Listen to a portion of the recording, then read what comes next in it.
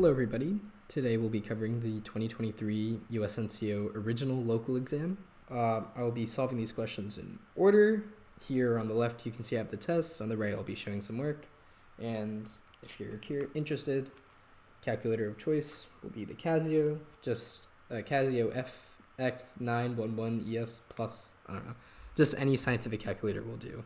Alright, let's get into it. Our first question asks us to figure out what of these compounds is going to produce the most carbon dioxide after combustion with excess oxygen, specifically 1 gram. So with these sorts of problems, you have the option of just going out, grinding each equation, solving for the combustion equation for each one, then doing the stoichiometry to calculate the carbon dioxide produced by each one. That's a bit tedious though, and what we can do is actually take a small shortcut and realize that this question is equivalent to just asking 1 gram of which of the following is going to have the most carbon, right? Because by conservation of mass, we know that the amount of carbon needs to stay constant, and all of the carbon in our original hydrocarbon is going to all get converted into carbon dioxide. So 1 gram makes things a little bit tricky because we can't just say, oh, C8H18 has the most carbon, so it's the answer, because it's 1 gram.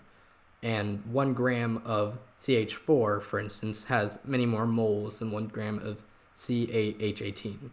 So to shortcut that, we can just use percent mass by carbon. That way, for instance, if we calculate the percent carbon of methane, we have 75%. And if you want to know how to calculate that, you just take the AMU of carbon per formula unit, divide it by the total molar mass. I'm using approximations. It's close enough. And you get about 75%.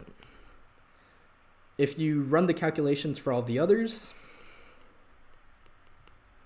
this one, 84%. For benzene, or C6H6, which is probably benzene, you get about 92%. And this last one, you get something in the 80s, like 82%. So from this alone, we actually know that this is the answer.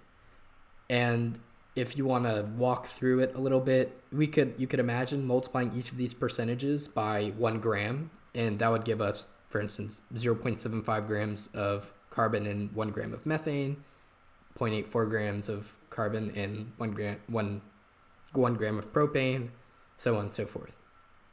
But this saves us the whole process of calculating for each hydrocarbon, and we can go ahead and circle the answer there. But yeah, in general on stoichiometry problems, there will be a long way and a short way for most of them. Some of them will just have one way to do them, but these sorts of problems, which are pretty common on the USNCO, can often be shortcutted by looking at mass percents. All right, question 2 asks us how many chlorine atoms are in 1 milliliter of carbon tetrachloride. Gives us some data about that. And this is just standard dimensional analysis. Start with 1 milliliter of carbon tetrachloride.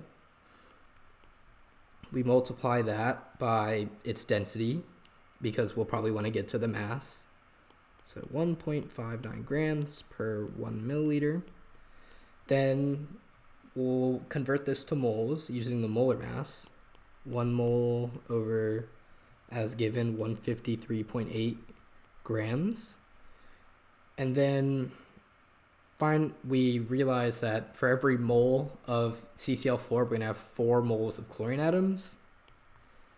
So 4 Cl per 1 CCl4. And then finally, we just multiply by Avogadro's number to convert from moles to just atoms. And doing that, we get a final answer of D. If you wanted to, you just multiply these numbers out. Na, of course, is 6.022 times 10 to the 23. And you get the answer. Quite straightforward. Question 3 asks us, what is the molality of sodium ions in a solution containing 3 grams of sodium chloride, 9 grams of glucose, and 168 grams of water? So the way to do this is simply recall the definition of molality. Molality, which is typically signified by this cursive M, which I've not drawn very well, but that's okay, is equal to the moles of solute over kilograms of solvent. So first, how many moles of solute do we have? The solute in question is sodium chloride, which if we calculate moles of sodium chloride, that's the same thing as moles of sodium ions because it's a 1-to-1 ratio. So doing that, that's 3.00 grams divided by molar mass, or formula mass of 58.4 grams per mole. So this is the moles of Na plus right here. And kilograms of solvent. Our solvent here is water. So it turns out you can actually ignore the glucose because it's neither the solute that we care about nor the solvent. So that's 168 grams. But remember, you're going to have to convert that to kilograms per the formula. So 100 grams per kilogram. And multiplying this out, we get 0.306 molal. All right, number 4 gives us 25 mils of 0.2 molar HCl, 10 mils of 0.25 molar nitric acid, and 10 mils of 0.3 molar barium hydroxide, all aqueous solutions. And we're asked to rank the final concentrations of species ranked in order from highest to lowest. So this is a pretty standard just dilution problem. What you're going to want to do is calculate the moles of each species in your solution. So actually it might be more convenient to calculate millimoles since we're dealing with molarity in milliliters. That's essentially the same thing. So for instance, if I wanted to calculate the millimoles of H plus and Cl that I get from the first solution, what I can do is I can go 25.0 milliliters times 0.2 molar, and I get 5 millimole H plus and Cl minus. If you repeat this calculation for HNO3, that's 10 mils times 0.25. We're going to get 2.5 millimoles of H plus and NO3 minus. Note that these two are going to end up adding in the final solution. And 10 mils times 0.3 molar barium hydroxide.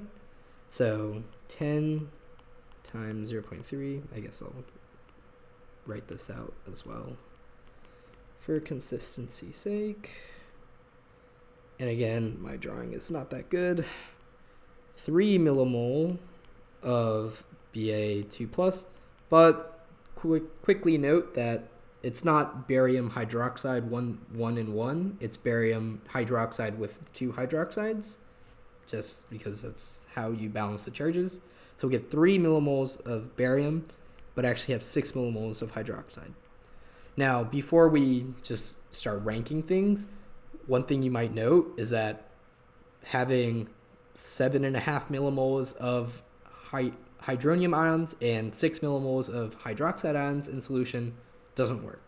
These two will react almost instantly to form water.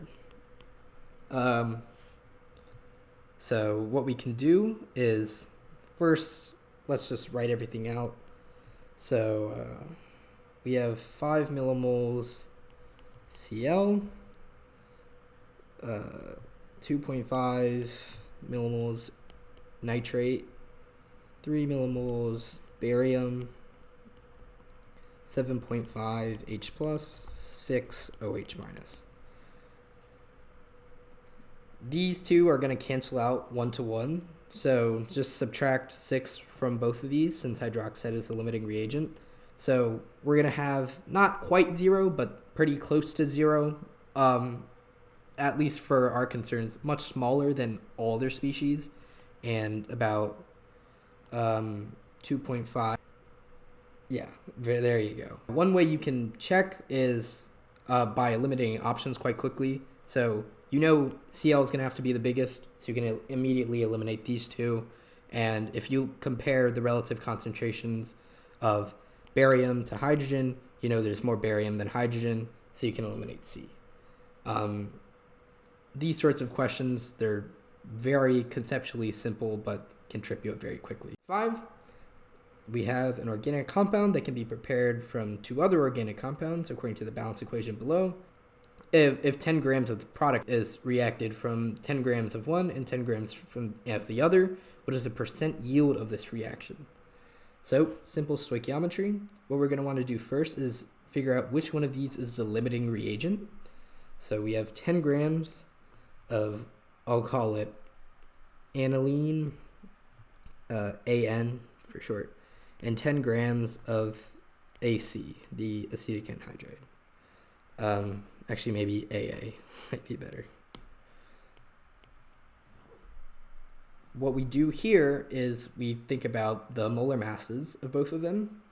Aniline has a molar mass of 93.1, and the anhydride has a molar mass of 102.1. So simply by realizing that since this one has a smaller molar mass, it's going to end up having more moles. So our acetic anhydride is going to be the limiting reagent. So how many moles of the acetic anhydride do we have? 10 grams over 102.1 grams per mole. I'm going to work this out. Gives us 0.0979 moles. And then we can multiply that by the molar mass of our product, because it's, again, if we look at the balance equation, these are all coefficients of 1. So this multiplied by our molar mass is going to give us 13.24. And finally, we got 10 grams of product as an experimental yield and 13.24 grams as a theoretical yield. So percent yield is simply calculated as 1 over the other times 100%. And this will give us a final answer of 75.5%. Question 6, the last of these painful stoichiometry questions. Personal disclosure, my least favorite part of this exam.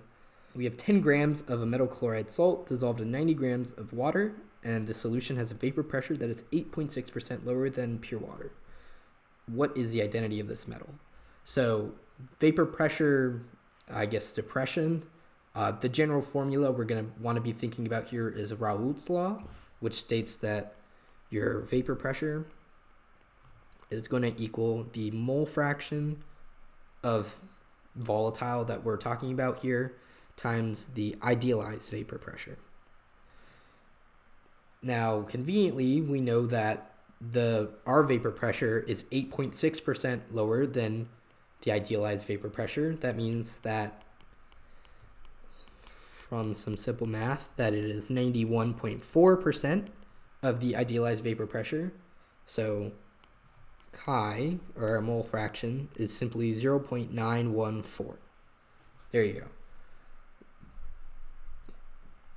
And from here, we can calculate how many moles of our metal chloride we have, as the mole fraction of water, in this case, is equal to the moles of water over total moles, which is moles of water plus the moles of the, I'll say, metal chloride.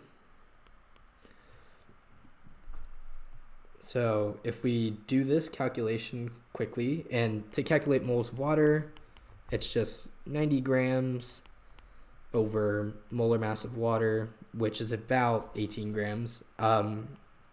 So this is about 5.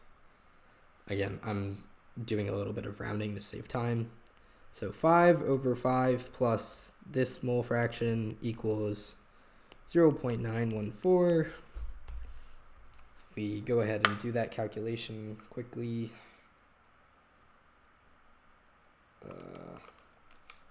math is fun. Here we go. minus 5. Okay. We get that moles of our little salt here is 0.47. So now 0.47 moles is equal to 10 grams. So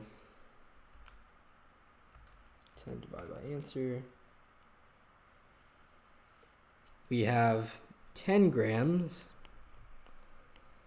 divided by 0.47, which gives us a theoretical molar mass of about 21 grams per mole, which seems funky because that's lower than the molar mass of chlorine. So what's going on here?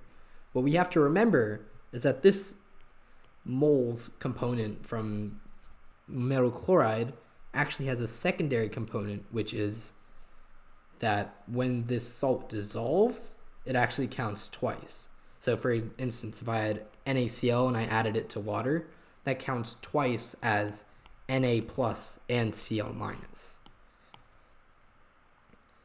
So what we're going to have to do is multiply this 21 grams per mole by some values and see if we can get it to work.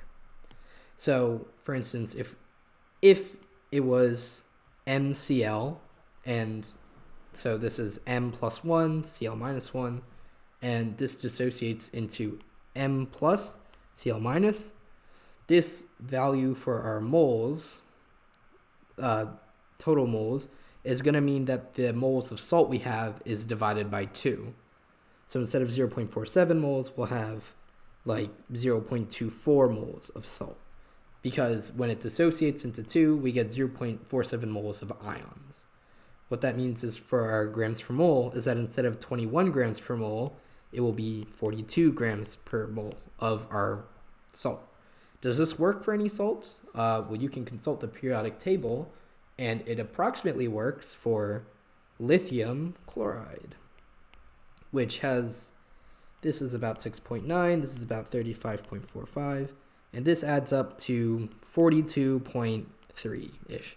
Again, we did a lot of rounding, so if you had kept significant figures, this would have been much closer. To make sure that MCl2, which means you, instead of multiplying this by 2, you would multiply by 3, doesn't give you anything reasonable looking. If you do it, it doesn't, so you can be confident that it's lithium, but it's always good to check. All right, conceptual questions, so we don't have to waste time doing calculations. 7 asks, what's the main purpose of adding boiling chips to a solution that's going to be heated? To reduce or increase the boiling point, prevent solution from superheating, or to decrease the time that the solution needs to reach its boiling point? And the answer here is simply C. Boiling chips work by acting as sites of, not quite nucleation, but of phase change. They help as the starting off point for the liquid to start boiling and to become a vapor. It doesn't adjust the boiling point, reduce or increase the boiling point. That would be things like changing the pressure or adding solutes would change the boiling point. But if you add boiling chips to a solution, and I can actually kind of draw out what the general boiling chips thing would look like. So let's just say we have a little flame here and our solution that's boiling. Boiling chips are literally just like some pieces of glass or ceramic or something that you've just put in here, and they just help the solution boil. You might think that as soon as it reaches 100 degrees, it should just start boiling on its own, but actually sometimes it doesn't. This is a phenomenon called superheating, where you can get liquids to go beyond their boiling point. And the problem with superheating is that it's extremely dangerous. What you want as a solution boils is for it to gradually boil, so more and more of it starts turning into vapor. There's a controlled system. If it superheats and all of it turns into vapor at once, because superheating is an inherently unstable system, you could get like explosions and seriously injure yourself. So boiling chips are pretty important. There you go, I guess. Not much more to say on that. All right, question 8 asks about an aqueous solution that contains one or more of the metal cations magnesium, barium, and lead, and we add some sulfate to form a precipitate. Which of the following is correct? So this comes down to knowledge of your solubility rules with magnesium, barium, and lead. So magnesium sulfate. So first, just acknowledge that we're probably not getting like hydrogen precipitates. It's not really a thing. Really, the reaction here, any possible reaction is going to happen between these 3 cations and sulfate, because those are the only things we're adding together. Magnesium sulfate is soluble, so this is not going to be a precipitate. Or more importantly, we don't have any information about magnesium. It could or could not be in the solution, and the presence of sulfate wouldn't tell you anything about it.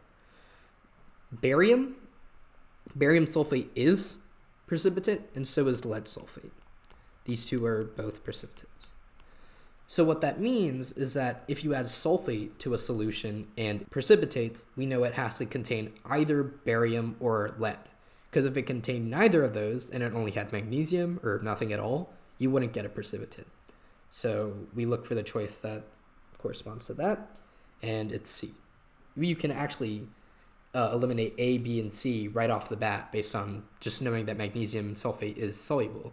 Because, again, there's no way you're going to have any information about magnesium based on adding an anion to which it's already soluble. All right, question 9. Iron 3 nitrate is dissolved in water to form just an iron 3 nitrate solution and allowed to sit. And during that time, it precipitates.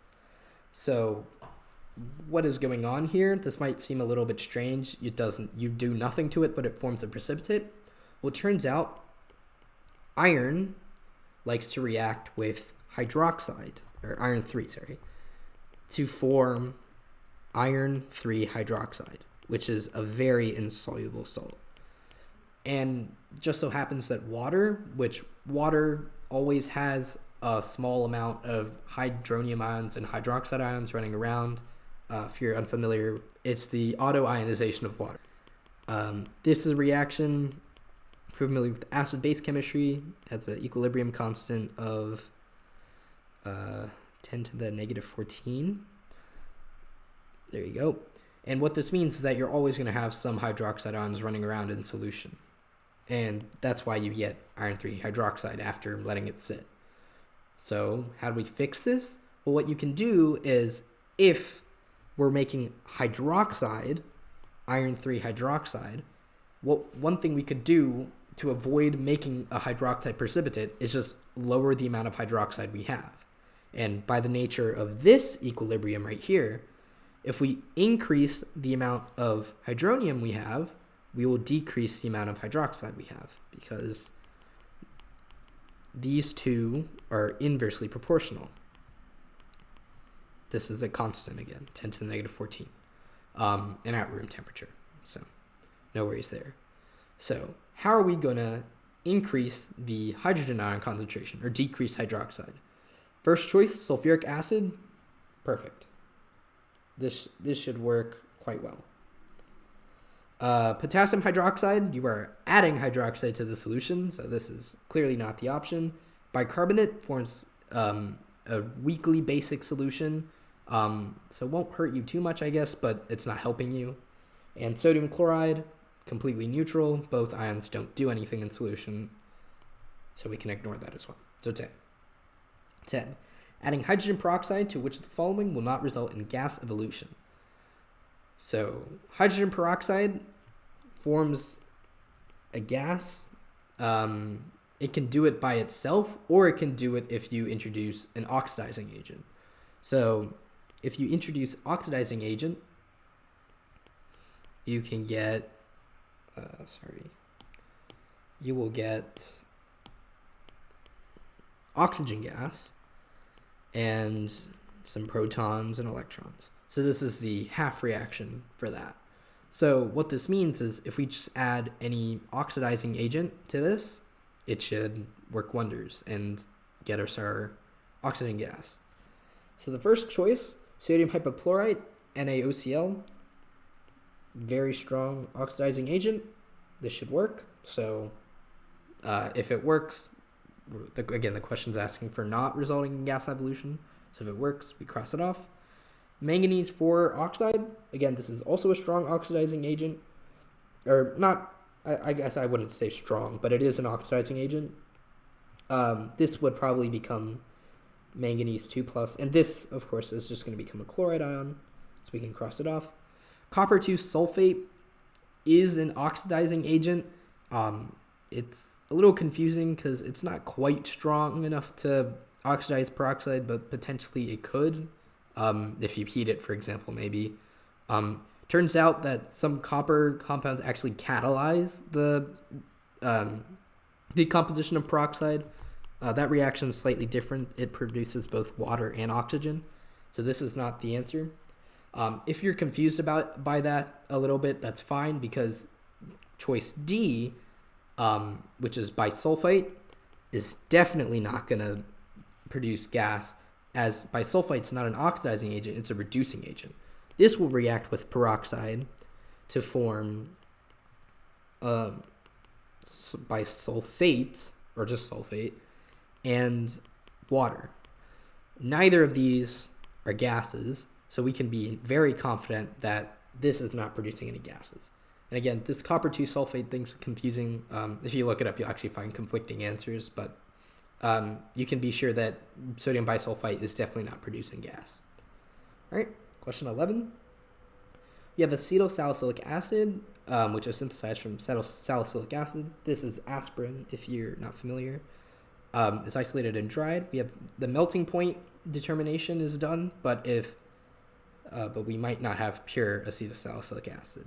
So if some salicylic acid is still present, what is our melting point? Is it below, in the middle? Is it some funky business like B, or is it above? So one way you can think about this question is, what is melting? Melting is when we have a solid. So here's my solid. And in your solid, you're going to have some regular intermolecular forces between adjacent molecules. And melting breaks those. And then you're going to have much more scattered molecules with much weaker intermolecular forces between them. So, for instance, if we just looked at regular acetyl salicylic acid, we have intermolecular forces of strength X, for instance, and it requires a heat of 136 degrees to break them. What happens if we add a little bit of impurity, like salicylic acid? Well, what that's going to do is, I can actually color this differently, hopefully, is random salicylic acid particles here and there are actually going to break some of your intermolecular forces, right? You're not going to be able to have your regular crystal lattice if you have things breaking up the intermolecular forces here and there. So what that's going to do is that's going to reduce the strength of your intermolecular forces and therefore reduce the temperature you need to break them all. So the answer is going to end up being A. As you go into organic chemistry or organic chemistry labs, melting point determination is actually quite a powerful tool you can use to assess the purity of your products and so forth. Because not only does the melting point change if your product is impure, but also the width of your melting point changes. So what do I mean width of the melting point? Well, the melting point of, let's say, 10%. So let's say you have 10% salicylic acid and 90% acetylsalicylic acid. This does not have a fixed melting point like acetylsalicylic acid 100% would have a fixed melting point. The melting point of this could be a range anywhere from, I don't know, for instance, 120 to 130 degrees Celsius. And the reason for this is because you have your impurities, the strength of your intermolecular forces is no longer regular across a full sample.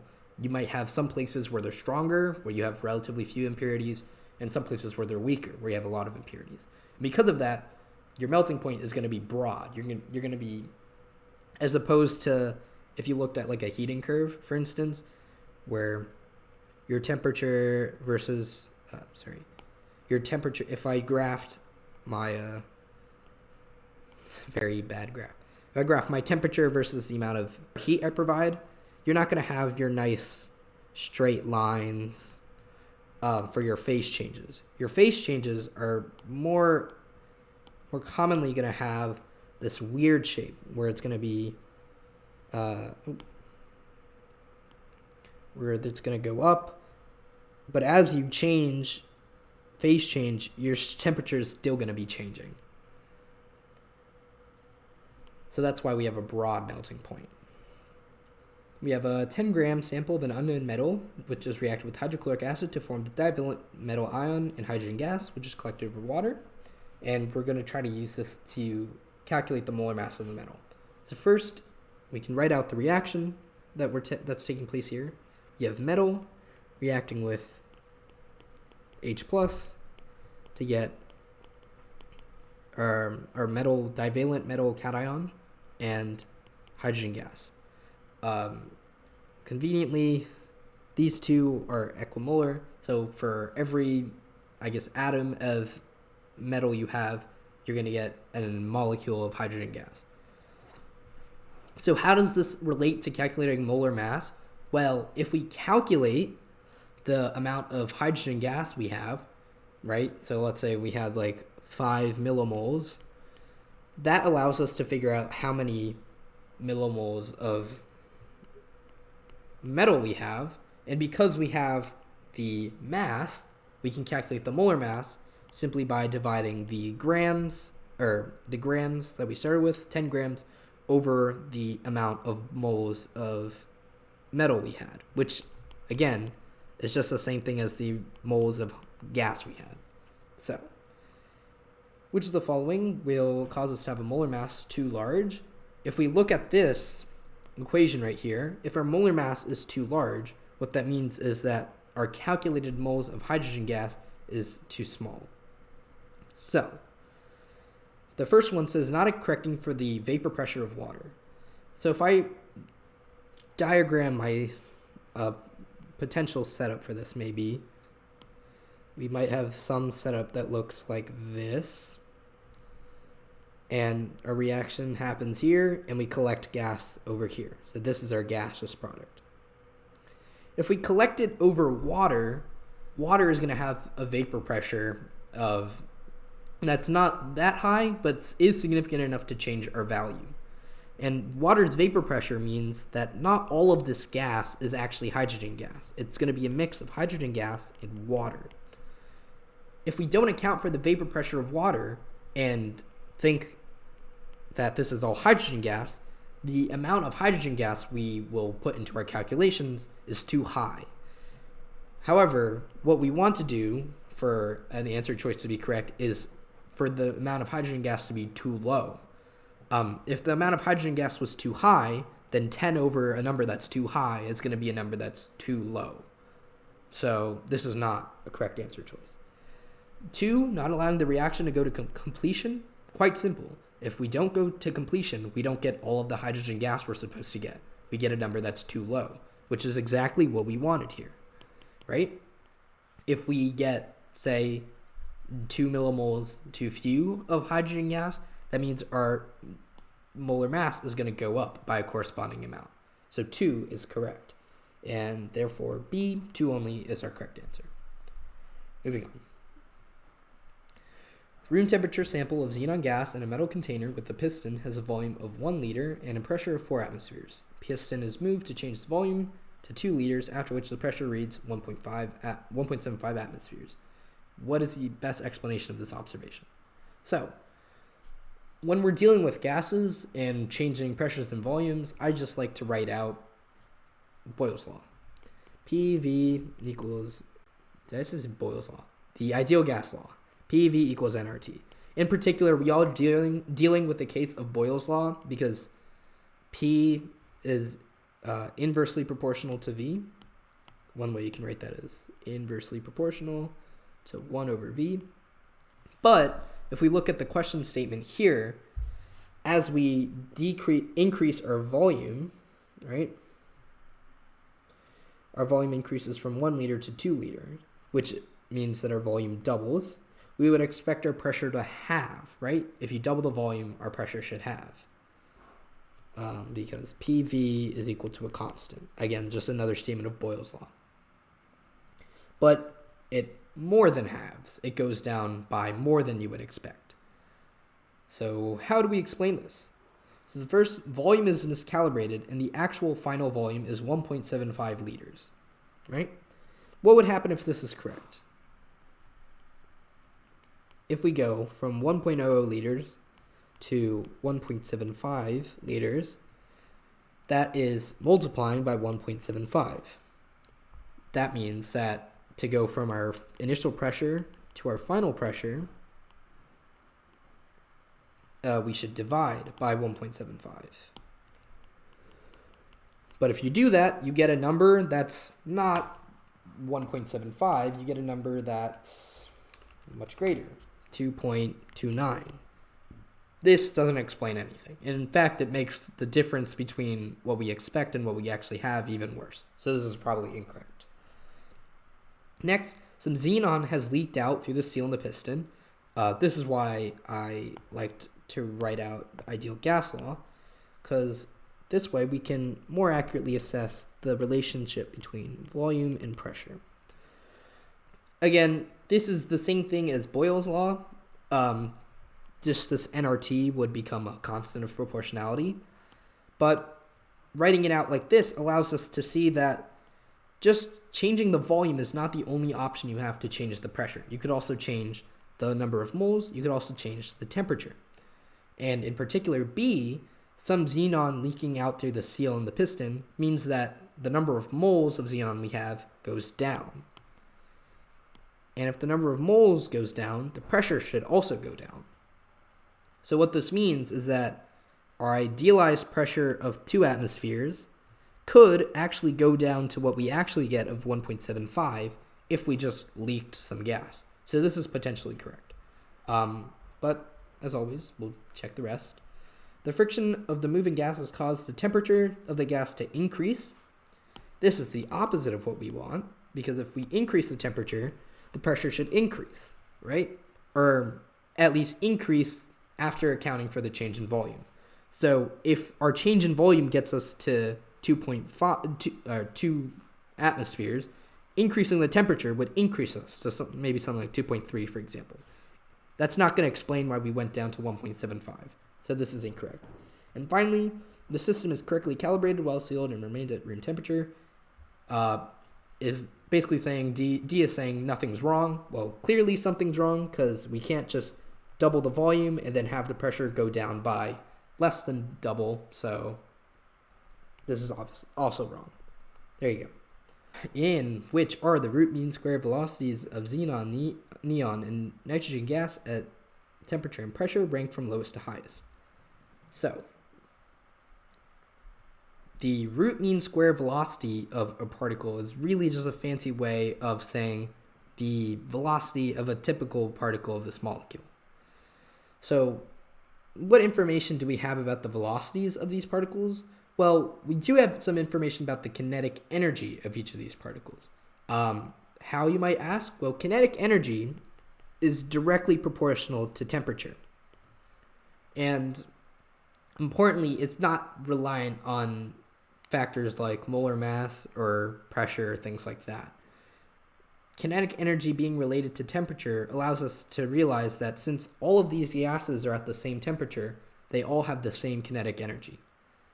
What can we do with this information?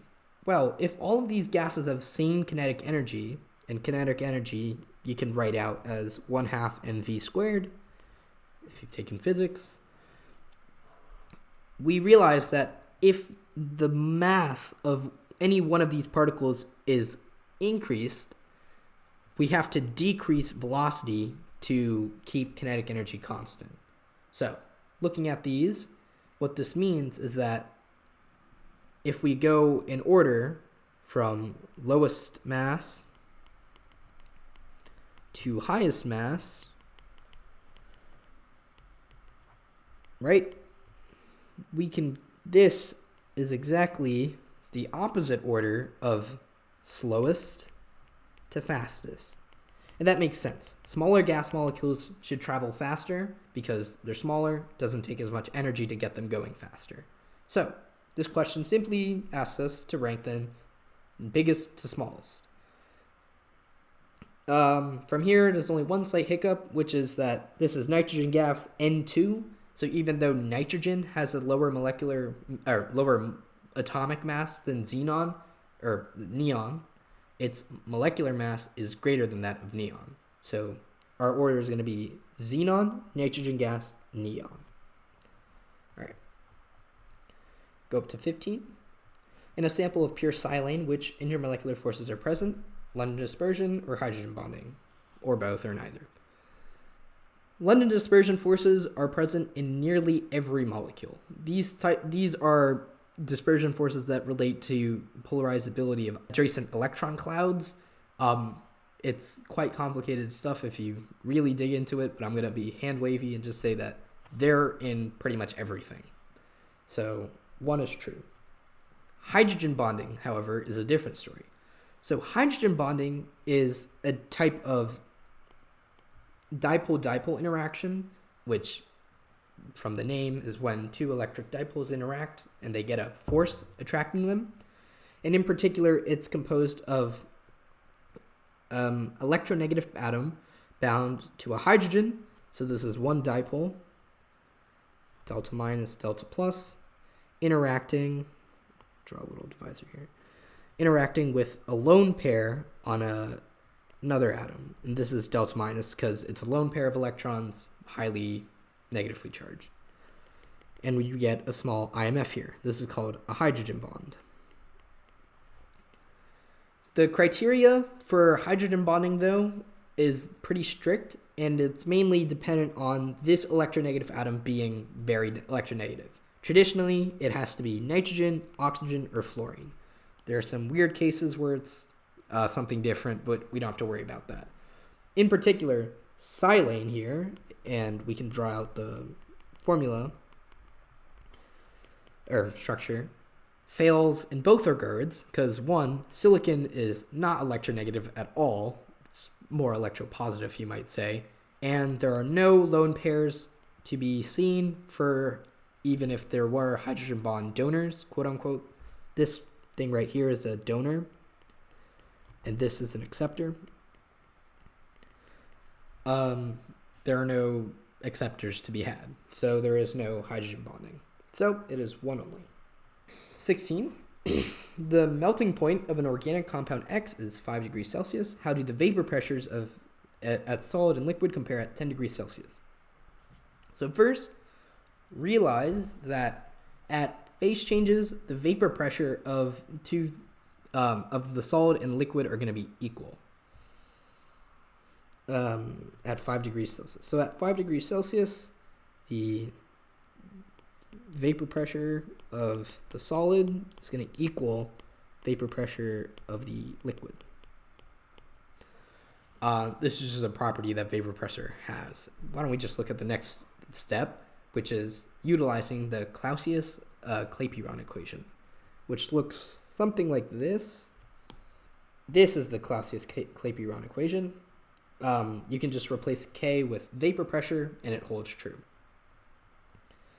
So I'll just write it out. Natural log of vapor pressure equals negative delta H over RT plus C. All right, what do we do from here?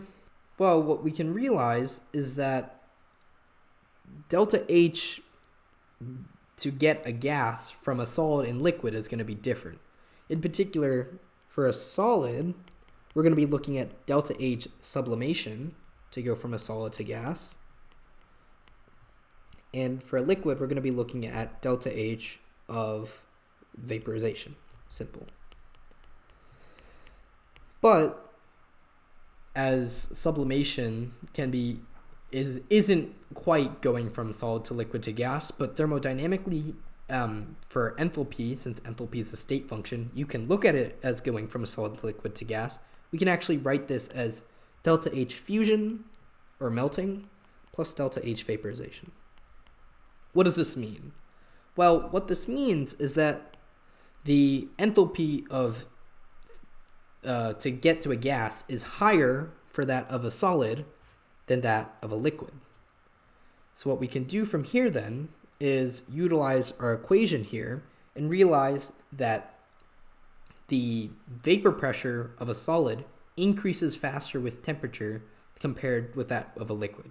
And if that's not immediately obvious, we can re-express our equation here as delta H over R 1 over T plus C. As we increase temperature, this 1 over T term is going to decrease because it's in the denominator, right? And for a change in 1 over T decreasing, having a larger value of delta H is going to mean that the overall change of this term is bigger. In particular, it becomes greater. Because if you decrease a negative value in magnitude, you're making it more positive, and therefore this value becomes bigger. Pretty complicatedly stated, but if you plug in some numbers, it should become pretty clear. So we could actually plug in 5 and 10. They're not even kelvins, but it doesn't really matter. And if you wanted to say this was 20 and this was 10, if you plug in the numbers, and the constant doesn't matter because we're looking at changes. If you look at this and calculate natural log of vapor pressure, you will find that this ends up being greater for the solid simply because this value is greater for the solid. So our answer is going to be C. And that feels counterintuitive because a solid doesn't feel like it should have a higher vapor pressure than a liquid, but that seems wrong from our real world experience, but that's because in our real world experience, we don't typically see solids higher than their melting points. So I guess another rule of thumb on USNCO, justify your equations mathematically whenever you can, because typically your train of thought will trick you. That's how these questions are written. All right, 17, we have a diagram of atoms, and we're told to identify what type of substance it is. So start by realizing that it's probably not a network covalent solid because you can distinguish little molecule fragments here. Versus as a network covalent solid might look something like this, where you can't really separate it into molecules. It's kind of just one giant framework lattice of covalent bonds. But here, this is clearly not the case. We can separate these out. So it's not a network covalent solid. Now, is it a liquid or a crystalline molecular solid? Well, here we can see that there's some degree of order. We're going pointing up, pointing down, pointing up, pointing down, pointing up, and they're in nice, neat rows. You wouldn't see this in a liquid. In a liquid, you're a little bit more chaotic. Maybe you have some short-term order with like dipole moments or intermolecular forces or whatnot, but it definitely wouldn't be this ordered. So it's probably not a liquid either. So we're looking at a crystalline molecular solid. 18. Which statement about a sample of ammonia at a triple point is correct? As a pressure of 1 atmosphere, can only be at 1 temperature, equal amounts of solid liquid gas, and if it's in a closed, well-insulated container, it will remain at the triple point when the volume of the container is decreased by a factor of 2. Well, start with A. It has a pressure of 1 atmosphere. This could be correct, but it's very unlikely to be correct. If you've worked with ammonia before, which is probably unlikely. First off, if you've worked with ammonia before, the more abundantly clear thing to you is probably its smell, but also you might just know that it's a liquid. If you heat it up, you're going to get a gas. If you cool it down, you're going to get a solid, but you're not going to get all three. So this choice is incorrect. B, it can only be at one possible temperature. This is true. If we look at a general phase diagram, it might look something like this. We have a solid, you have a liquid. Oh, this should probably have a positive. We have a gas. And then there's funky stuff. At this point, we have a supercritical fluid and all that stuff, but you don't really need to worry about that. Here, though, is our triple point. And the triple point is when the solid, liquid, and gas all coexist. I'll draw my pressure and temperature axis here. There's only one. And this is true in general for every pure substance. There's only one triple point if you plot it on a pressure versus temperature diagram. If you want to know why, this is just a thing that happens on phase diagrams, but something behind the theory of phase diagrams and when triple points appears, you can look into Gibbs' phase rule, which talks more about the degrees of freedom that you have with these sorts of systems and so on and so forth. But this just happens to be true. C doesn't have to be true at all. There's no reason why that's true. And D, if it's in a closed, well-insulated container, it will remain at the triple point when the volume of the container is decreased by a factor of 2. This is not true. As we talked about before, pressure and volume are inversely related. So if I decrease the volume by 2, I'm going to increase my pressure by 2. So if my pressure at the triple point is here, if I double my pressure, I'm here. I'm not at a triple point anymore, so this is not true. All right, 19. Given the standard enthalpies of the following reactions, what is the standard enthalpy of the combustion of carbon disulfide? So this is an example of what I like to call Hess's law bash. Basically, the name of the game here is combine these first two equations in such a way that you get this third equation. So, in particular, if we add the reverse of the first reaction and we add 2 times the second reaction, we get the third reaction. That feels kind of arbitrary, but you can actually figure this out quite easily just by looking at species in the final reaction and where you can find them in the first reactions. So for example, start by here. We have 1 carbon disulfide, and in the first reactions, the only other place we have a carbon disulfide is here. Now, if these two are going to balance stoichiometrically, that means that I have to have the reverse of the first reaction added. That's the only source of carbon disulfide in all 3 of these, in the first 2 equations. And then you could then go again and say, okay, oxygen. Where do I have oxygen? There's only one place in those first 2 that I have oxygen, which is the 1.5 O2 there, but it's 1.5, this is 3, so I'm going to need to multiply by 2. And there you go. You can verify all of the others. So for instance, CO2, there's only another place here, and that's in the reverse of the first. SO2, 2SO2 to multiply by 2. And these other terms end up canceling. You can add it pretty much like adding 2 numbers. So what this means for enthalpy is that the enthalpy of my third reaction is going to be the negative enthalpy of the first reaction plus 2 times the negative enthalpy of the second reaction. The reason you can do this is because of Hess's law, or more generally that enthalpy is a state function. You could imagine taking your reactants, running them through the reverse of reaction 1, or reaction 2, and then running them through this reaction to get your products. And this is just a more concise way of putting that, and we get our answer. So negative of this plus 2 times that gives us 2 times this plus negative of this gives us our answer. And that would be D.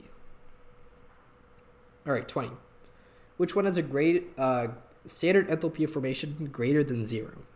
So, a rule of thumb for standard enthalpy of formations, actually how standard enthalpy of formation is defined, is that the standard enthalpy of formation of any element in its standard state is 0. So for example, standard state of a given compound, like let's say hydrogen, for example, Hydrogen at standard state is just a gas. So by definition, this is 0. So really what this is asking us is which one of these is not at a standard state. It's pretty unlikely for delta HF to be 0 if it's not that. And if it's negative, it'll probably be a molecule, not an element. So these are all elemental compounds, as you can see. So O2 gas, oxygen at its standard state is a gas. I sure hope so. So that's not right. Fluorine at its standard state is also a gas. This is pretty important to know, I guess. Fluorine, chlorine, bromine, iodine go gas, gas, liquid, solid at standard state. So fluorine is a gas, chlorine is a gas, so that leaves sulfur as the odd one out. And indeed, sulfur's standard state is not a gas, it's a solid, the S8 solid. If you're curious what this looks like, this is literally just an octagon of sulfur atoms. Don't ask me why that happens to be the most stable arrangement. Just is what it is, but it's not S2 gas. All right, 21. For our reaction of nitrogen and hydrogen to form ammonia, our Gibbs is negative 33 kilojoules per mole when all gases have a partial pressure of 1. Changing the pressure of which of the gases to 2 bars will give us the most negative value of delta G. So, delta G can be expressed as delta G equals delta G naught plus RT natural log of Q. This is a standard equation that you should be familiar with, and it basically tells us what the Gibbs free energy of a reaction is at non-standard reaction conditions. What is Q? Q is simply the reaction quotient, and it's equal to NH3 squared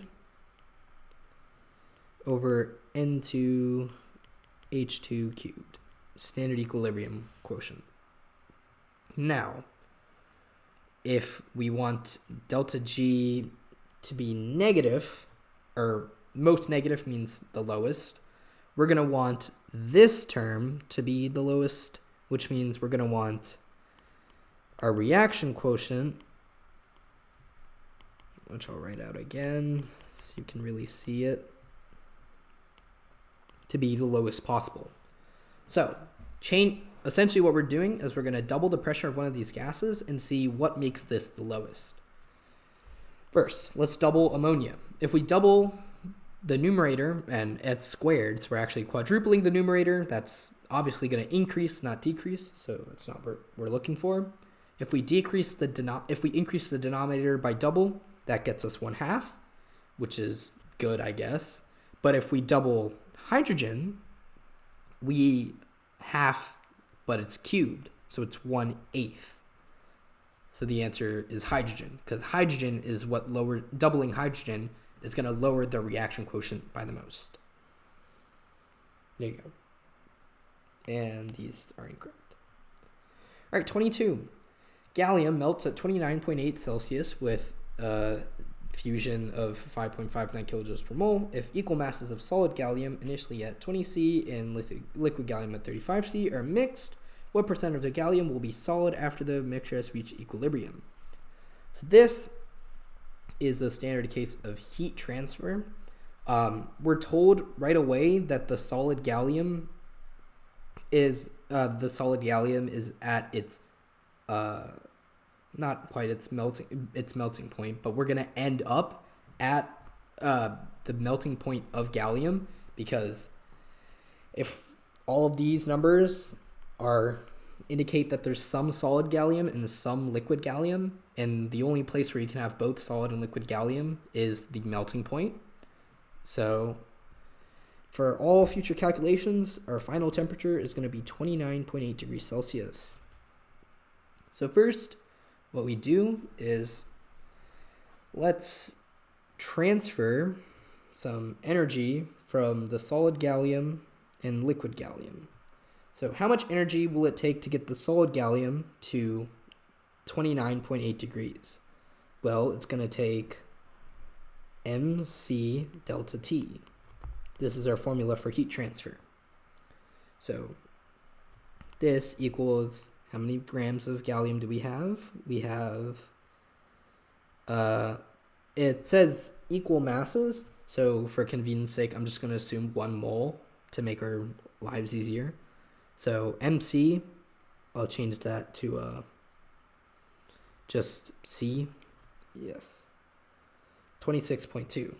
26.2 times delta T, which is, of course, 29.8 Celsius minus 20 Celsius, gives us 9.8 Celsius, 9.8.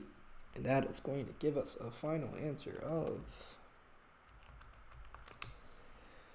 257 joules. Okay, there you go.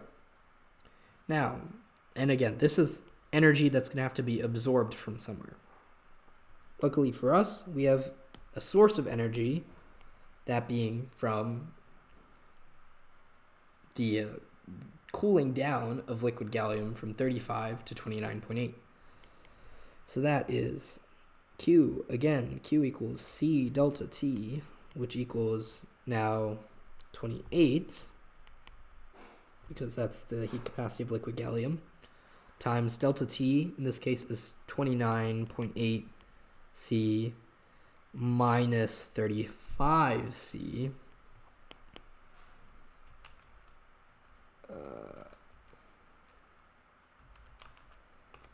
which is negative 145.6 joules.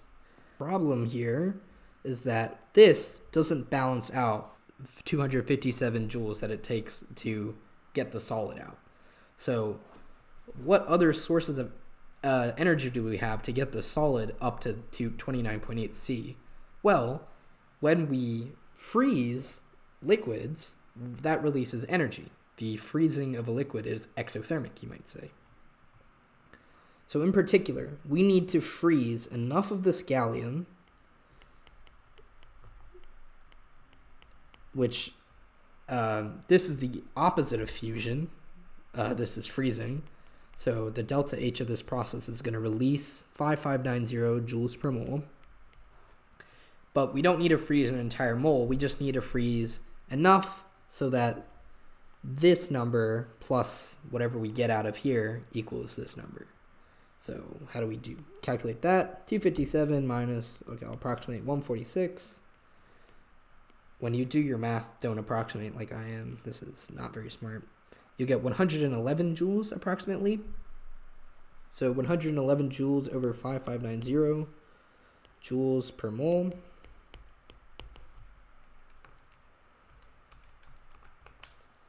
is about 0.02 moles, which means we're going to need to convert 0.02 moles of liquid into solid, and then we'll have enough to match that. So we started originally with 1 mole of solid and 1 mole of liquid, but 0.02 moles got converted. So now we have 1.02 moles of solid and 0.98 moles of liquid. If we look at our percentages, it asks what percent of the thing is solid. We can simply go 1.02 moles over 2 moles total, and this will get us 51%. So our answer is C. Long convoluted thermodynamics. Just plug in the equation. 2-butene isomerizes to trans-2-butene with Gibbs of negative 3 kilojoules per mole at 298 Kelvin. Cis-2-butene is introduced into a vessel maintained at 298 Kelvin along with a catalyst for isomerization. After equilibrium is obtained, what is the mole fraction of cis-2-butene in the vessel? So this is a standard application of our favorite equation, delta G naught is equal to negative RT natural log of K. From K, we'll be able to evaluate the ratios of moles and therefore get the mole fraction. So delta G is negative 3000 equals negative 8.314, and it's at 298 Kelvin. Natural log of K. Apologies for not using units. It feels like a hassle on USNCOs, but using units is actually quite convenient, especially on dimensional analysis, because oftentimes you don't actually need to think through the, what's multiply, what's divide. The units just tell you how to do it. Anyway, their natural log of K is 1.21, which means that K is 3.35. So K is going to equal the concentration of trans-2-butene over cis-2-butene. So our mole fraction of cis-2-butene is that over that plus that. And using this, we know that there is 3.35 as much times trans-2-butene as cis-2-butene. We can cancel out that, and we get 1 over 4.35, which is 0.23. Certain volume of sodium hydroxide is titrated against HCl in a well-insulated vessel with constant stirring. Each solution is initially at 22 C, and the temperature of the reaction mixture is monitored after each 2 mils of hydrochloric acid is added. The data in closed circles correspond to an experiment conducted with 20 mils sodium hydroxide and a mil of mils and 1 molar HCl. Open circles were carried out using the same concentration but a different volume and using a different concentration of aqueous HCl, which volume of NaOH and concentration of HCl correspond to the conditions that give the open circles. So our closed circles is what we have initially, and our open circles is what we have at the end. So first thing you're going to want to note is that in both the closed and open circles, we reach our endpoint at the same time. How do we know that this is the endpoint? Well, as we start reacting HCl and NaOH, that's an exothermic reaction. I'll write out the net ionic equation here. This is an exothermic reaction. So that's why our temperature increases. However, our temperature starts to decrease after a while, and that's because simply dissolving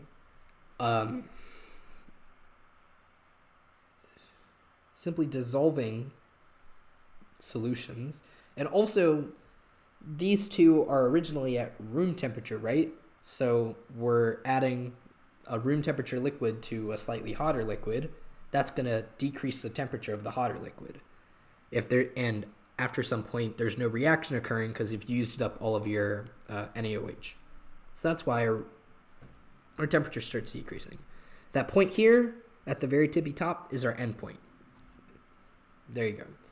So they have the same endpoints, which it's a bit slanted, but it's about 30 mils.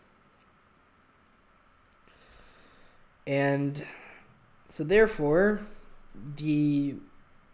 if we have 30 mils of HCl, 30 mils of HCl must equal the NaOH concentration.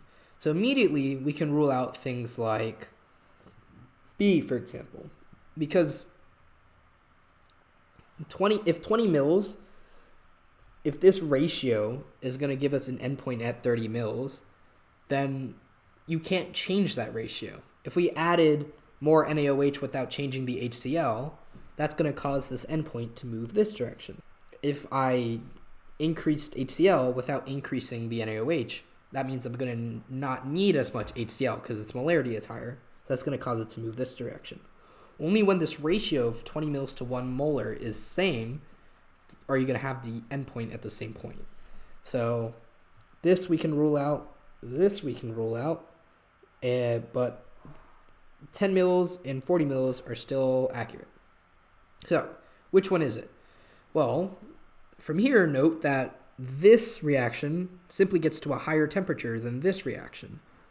So if we're getting to a higher temperature, that means we have more moles of substance reacting.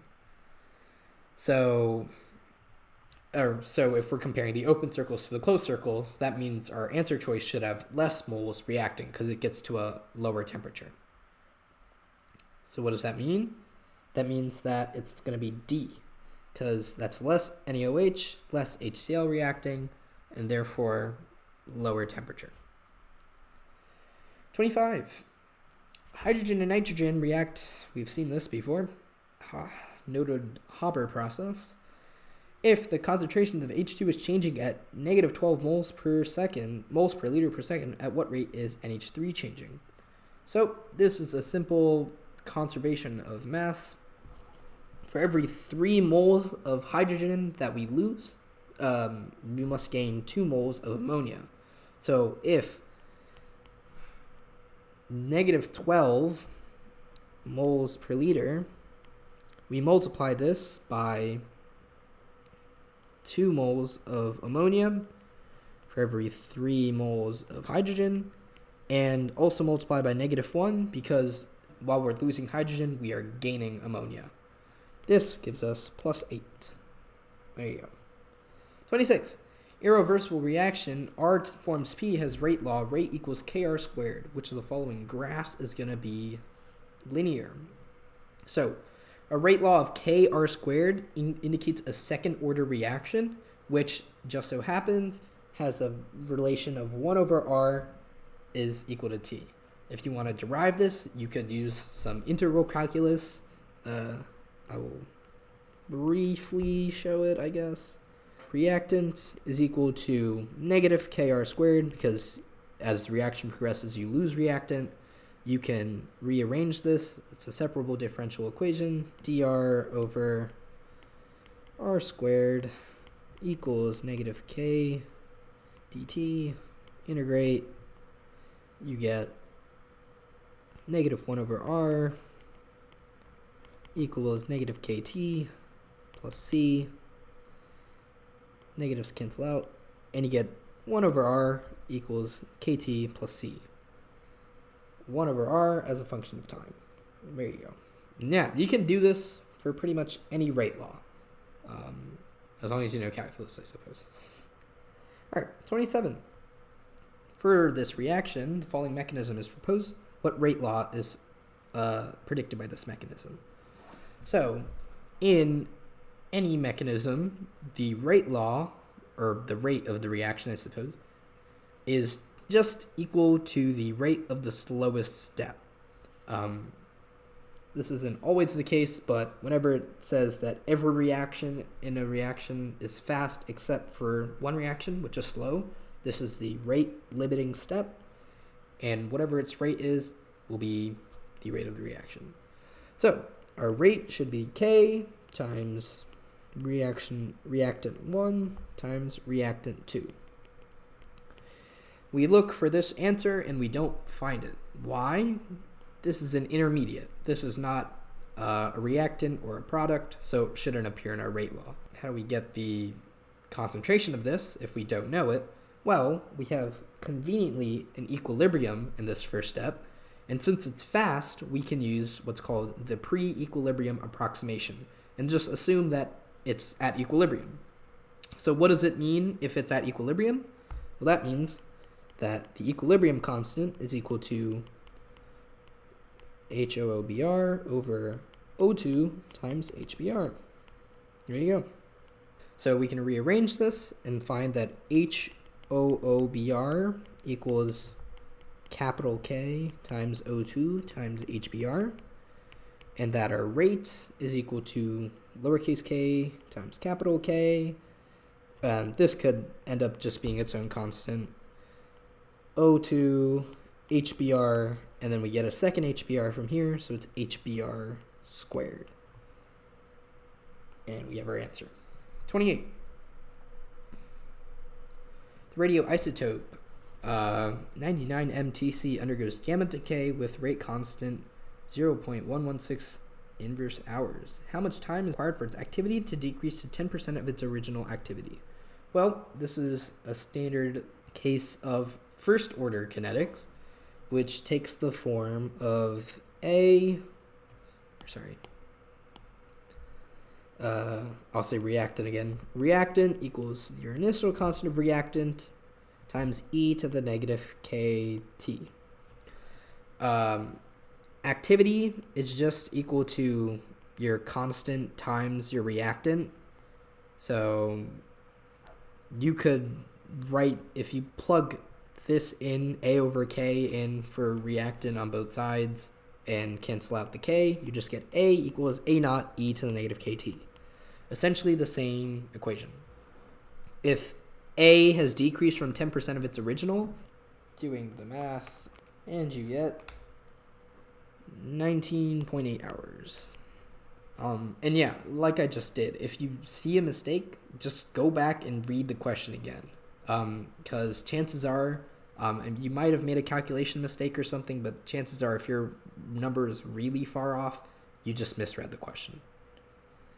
All right, 29. Cotton ball burns more brightly in a jar of 80% oxygen than 20% oxygen. Which is the following explains why. The cotton collides more frequently with O2 inside of the jar. This would make sense, as if there's more oxygen, you're going to collide with oxygen molecules more often. B, the excited state of oxygen is formed more efficiently inside of the jar. This isn't true, although it does bring up an interesting point that when you combust with oxygen, the form of oxygen that you need to react with is not actually the standard, what you might call a singlet state of oxygen, I think. You need to excite it. But that's a detail you don't have to worry about. This is just not true. The temperature is higher inside of the jar. No, actually. The temperature is room temperature for both. And when you bring a candle or something, or a lighter to it, that the lighter has the same temperature. Just because it's in a jar doesn't change anything. And the jar acts as a catalyst for the reaction. No, that's not true. I mean, the jar is made of glass or something. That's not going to catalyze combustion. I would say you can try it with a jar and 20% oxygen, but unfortunately jars and lighters and 80% oxygen supply are not allowed materials on the USNCO. A reaction has an activation energy of 75 kilojoules per mole. At one temperature, will the rate constant be twice as large as it is at 298 Kelvin? This, if we scroll up, all the way up, is simply our Arrhenius equation here, which is provided for you on the reference sheet. Scroll down, not that much down. Okay. Natural log of K2 over K1 equals activation energy over R, negative activation energy, 1 over T1 minus 1 over T2. K2 over K1 is just 2, as it tells us that it's just twice as large. Activation energy is negative 75,000. Last time I checked, R was 8.314. And T1 is 298. Bust out your arithmetic skills, or I guess it's algebra, and you get a final answer of A. All right, 31. Lead 2 fluoride is sparingly soluble, which is the following when added to a saturated solution of lead 2 fluoride would increase its solubility. First, KNO3. Like we saw earlier with the addition of NaCl to try to make something react, NaCl, KNO3, all these sorts of things are just spectator ions that you're adding. They're not doing anything. Although actually it could have some effect. We will look at that later, but this is not a case where it has an effect. B, lead nitrate. Lead is an ion we have in solution. Adding more of that ion is not going to make anything more soluble. This is an example of the common ion effect, which we can make a brief foray into the common ion effect. If we have an equilibrium, for instance, of lead fluoride into lead 2 plus and 2 fluoride ions, what would we want to do to make this equilibrium go this way?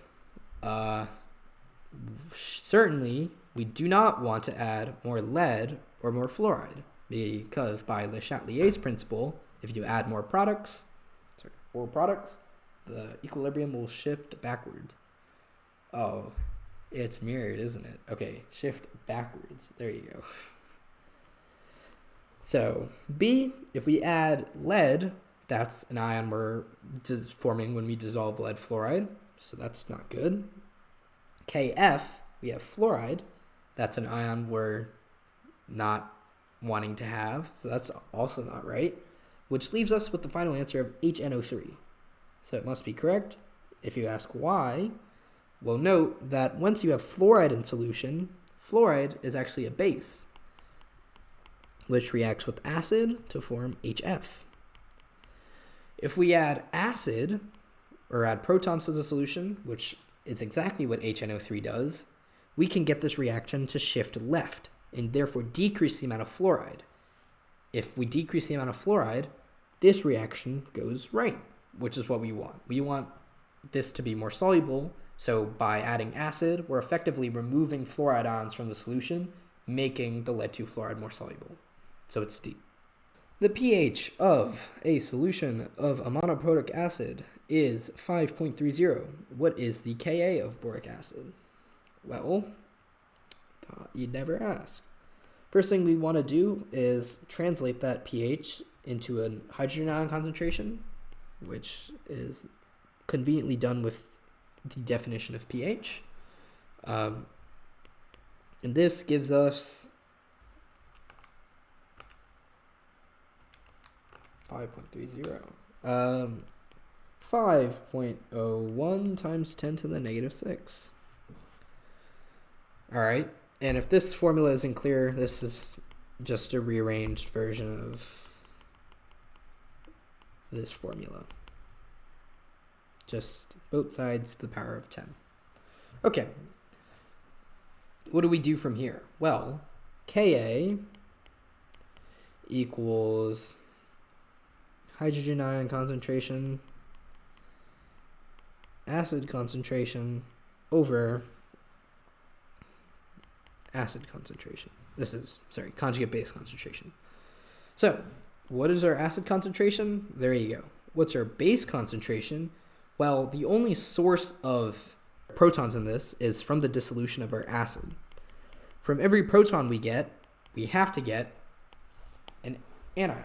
So these two are actually going to be equal. Yes, there's a small minutia with you could get H plus from the ionization of water, but that's only about 10 to the negative 7. This is 5 times 10 to the negative 6, so you can safely ignore this. And finally, what's the concentration of our acid? Well, we start with 0.045 molar, and we lose all of the amounts that deprotonated, which is this. If we compare these two numbers, this is way bigger, so we can just assume that it's 0.45 molar. So this is 5 times 10 to the negative 6 squared over 0.045. There you go. And that's going to equal D. 33. NOBr decomposes to NO and Br2 gas in a closed container as shown below. NOBr, NOBr2, which change will result in an increase in the number of moles of NO present in equilibrium. Increased temperature, decreased volume. This is a classic equilibrium problem, Le Chatelier's principle. First, we note that this is an endothermic reaction. So increasing the temperature is going to shift our reaction right. That gives us more NO, so we're good to go. Next is decreasing the volume of the container. Note that we have 2 moles of gas here and 3 moles of gas here. So if we decrease the pressure, our system is going to compensate by trying to decrease the number of moles of gas we have. This is going to shift us left, which means this is incorrect. So our answer is going to be A. 34. At a certain temperature, SO2Cl2 decomposes into SO2 and Cl2 as shown below. Equal number of moles of SO2Cl2, SO2, and argon are introduced into a seal flask. The flask is maintained at the same temperature until equilibrium is obtained. What is the final pressure of Cl2 gas? Alright, so first, note that the argon doesn't really matter here. The only case where argon might matter is if there was something like the total pressure was maintained or something like that. But the only thing that we know is that temperature is maintained, so we don't really care about the argon. Okay. Well, I guess we can't ignore it right away. Given that we have a total pressure of 1.8 bars, split between 3 compounds, that's 0.60 bars per. So we have 0.6 bars of SO2Cl2, 0.6 bar of SO2, and 0.6 bars of AR, but we can ignore that now, because again, that's not reacting. All right, now we do, if you've never done one of these before, you're not gonna like it. We do an ice table,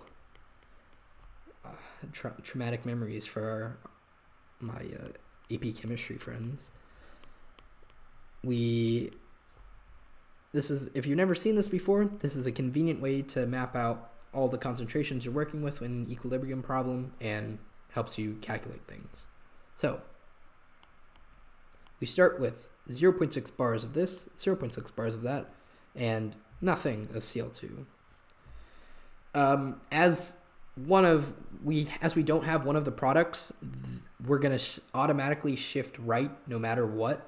That's just how it works, because if you think about what the reaction quotient would be, the reaction quotient is going to be something times 0 over something, which is going to be 0.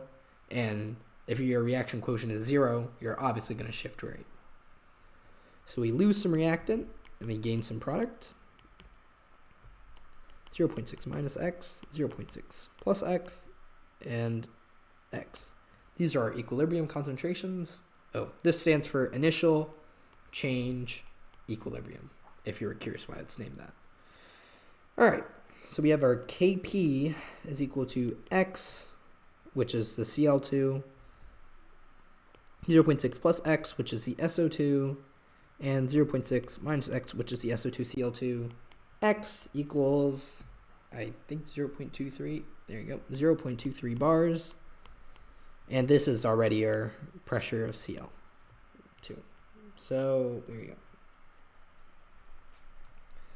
A buffer solution consists of 0.1 moles sodium phosphate and 0.1 moles sodium hydrogen phosphate dissolved in water. How much of which component of the buffer must be added to change the pH to 12.25? The pKa is 12.37. Okay. We can use the Henderson-Hasselbalch equation for this. pH equals pKa plus log of A minus over HA. In this case, since our pH is lower than our pKa, and we start with equimolar solutions, so our pH starts at 12.37 since it's equal parts base and acid. If we want to decrease the pH, that means we're going to have to add some acid. So this is going to be 0.1 moles. This is going to be 0.1 plus X, let's say. All right, let's do some math. Negative 0.1.2 equals log of 0.1 plus 0.1 plus X. If we solve this equation, our X ends up being 0.032 moles. Fascinating. There you go. All right, next question. A 0.1 molar aqueous solution of selenic acid is titrated with hydroxide at the point marked with the circle on the titration. Which species comprise at least 10% of the total selenium solution in solution? Okay. All right. Yeah, I misspoke. Yep. We start by noting that this is an equal. Okay. This is an equivalence point, this is an equivalence point, and these are half equivalence points. So, on a titration curve for a diprotic acid, here, obviously, we start with only the diprotic acid form. That's because we haven't added anything. As we go up, we get to a point where we have half the monoprotonated form and then the diprotonated form. This right here is your first half equivalence point, and your pH actually equals your pKa, if you're curious. But anyways, after that, we get to an equivalence point where you only have HA minus, then HA minus and A2 minus, and then only A2 minus. So, which one of these could we possibly be looking at?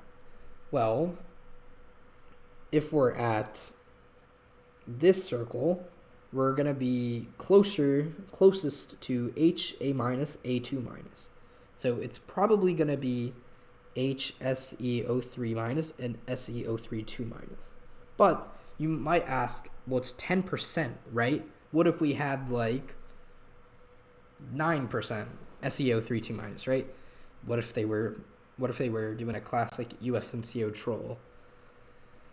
Well, conveniently, we can just look at the pH at the equivalence point, or the second half equivalence point.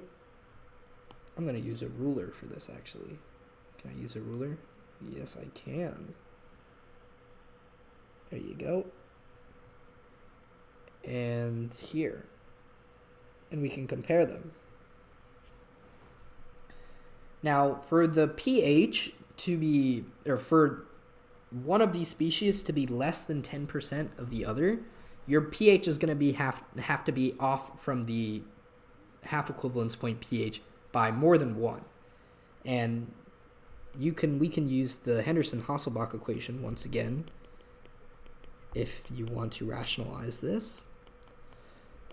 First, we note that at the half equivalence point, the A minus and HA are going to equal each other. Or actually, I guess for convenience, over A2 minus and HA minus. And for this to be less than 10%, this would have to be greater than 90%. So log of 0.1 over 0.9, relatively speaking. And log of 1/9 is 0.95. So your pH is going to have to be off from your pKa by at least 0.95. If we look at this, it seems that we barely make the mark. Actually, this line is higher than it should be. We're well in the clear. And therefore, we have sufficient quantities of both. You wouldn't be punished for just assuming that they're both there, but this is a way you could confirm that. All right, the electrochem section. What is the average oxidation state of sulfur in calcium tetrathionate? So, the way we can do this problem is just by approaching this and looking at typical oxidation states of atoms in certain things. First, we note that calcium typically has an oxidation state of 2+, because it's an alkaline earth metal, group 2. Oxygen typically has an oxidation state of 2-, because it's group 16, so it's 2 away from being a noble gas, etc., etc. So we have 4 sulfurs left. How do we balance that out? Well, if we have 2+, and then 2- and 6 of these, we need 4 of something to balance this all out so that it's 0. And if you do the math, that something is going to be 2.5. There you go. All right, 38. When the equation for the oxidation of copper by nitrate to give copper 2+ and nitrate NO in acidic aqueous solution is balanced using smallest whole number coefficients, what is the coefficient of nitrate? 1, 2, 3, or 6? So, classic equation balancing. Let's get right to it. You could write the equation out and then think about oxidation numbers. But just to be rigorous, we'll just write out oxidation half reactions. So first we start with copper, which becomes copper 2 plus, releasing 2 electrons. This is our oxidation half reaction. And then the next one is our reduction half reaction, where we start with nitrate. And nitrate to NO, if you look at the oxidation numbers, again, noting that oxygen is typically 2 minus. The oxidation state of nitrogen here is plus 5, and here it's plus 2, so we add 3 electrons. Now what we do is just add these two equations together. You might be complaining, like, oh, you should add 4H plus here and 2H2O, but you can do that after adding the two equations together. So how do we add these together? We have 3 electrons here and 2 electrons here. Least common multiple is 6. So we're going to need to multiply this whole equation by 3, this whole equation by 2. And when we add these two together, we get 8H plus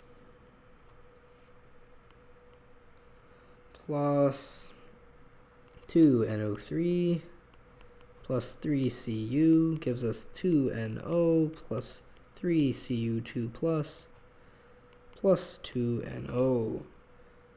We look back once again to what the question is asking. How many nitrates? B. 39. Water is electrolyzed using a current of 10 amps until 132 liters of hydrogen gas after drying measured at standard temperature and pressure has been produced. How long does it take?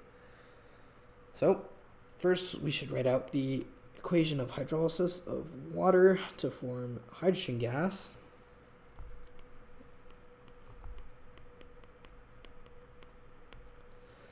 This involves a transfer of 4 electrons, but we get 2 moles of hydrogen gas. So we're going to get one molecule of hydrogen gas for every 2 electrons. This isn't clear right away. You can just think about the classic hydrogen reduction reaction, which gives you 1 molecule for every 2 electrons. All right, so if we want 132 liters of hydrogen gas, how many moles is that? You could use PV equals nRT, or a classic number is that any gas at standard temperature and pressure takes up 22.4 liters. So 5.89 moles. 5.89 moles of H2 means we need double that, or 11.8 moles of electrons. 11.8 moles of electrons can be multiplied by Faraday's constant to give us 1.14 times 10 to the 6 coulombs. Faraday's constant, by the way, is provided to you on the first page or second page of the test, so don't worry about memorizing it, I guess. And finally, how long does it take to deliver that much charge? Well, we're given a current here, so we can go 1.14 times 10 to the 6 coulombs over 10.0 amps, and then go ahead and convert that to hours, and you get a final answer of C. All right, 40. Well, 1 molar solution of copper nitrate is electrolyzed using the setup shown below. What reaction occurs at the cathode? So, cathode is our site of reduction. We're going to reduce things at the cathode. That's just how it is. So, this is the cathode right here, because it's the negatively charged side. And we see that it's copper, so our reaction probably involves copper. So we can maybe eliminate these and this and this. The fact that it's copper doesn't necessarily mean that it's the cathode, but it gives us good suspicion that it is. The only reaction that actually involves copper is this one. So there you go.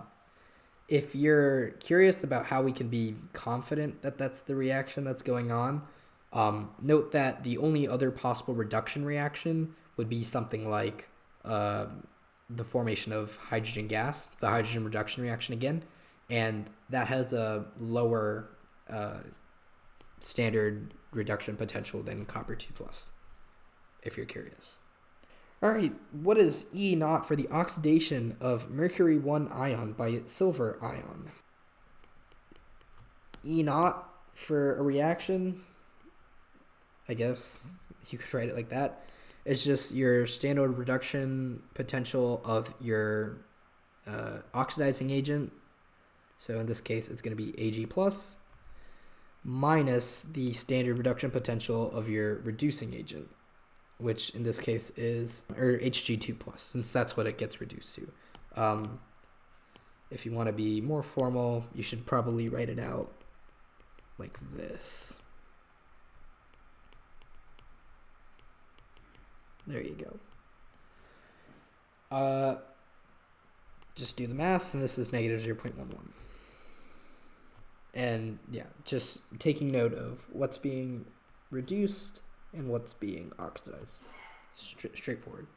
What is the standard reduction potential of lead to fluoride at 298 Kelvin? The KSP is 298 at 298 Kelvin is 4 times 10 to the negative 8.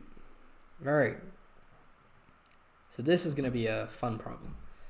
What we can leverage, my approach to this problem is going to be is to leverage delta G, leverage it heavily.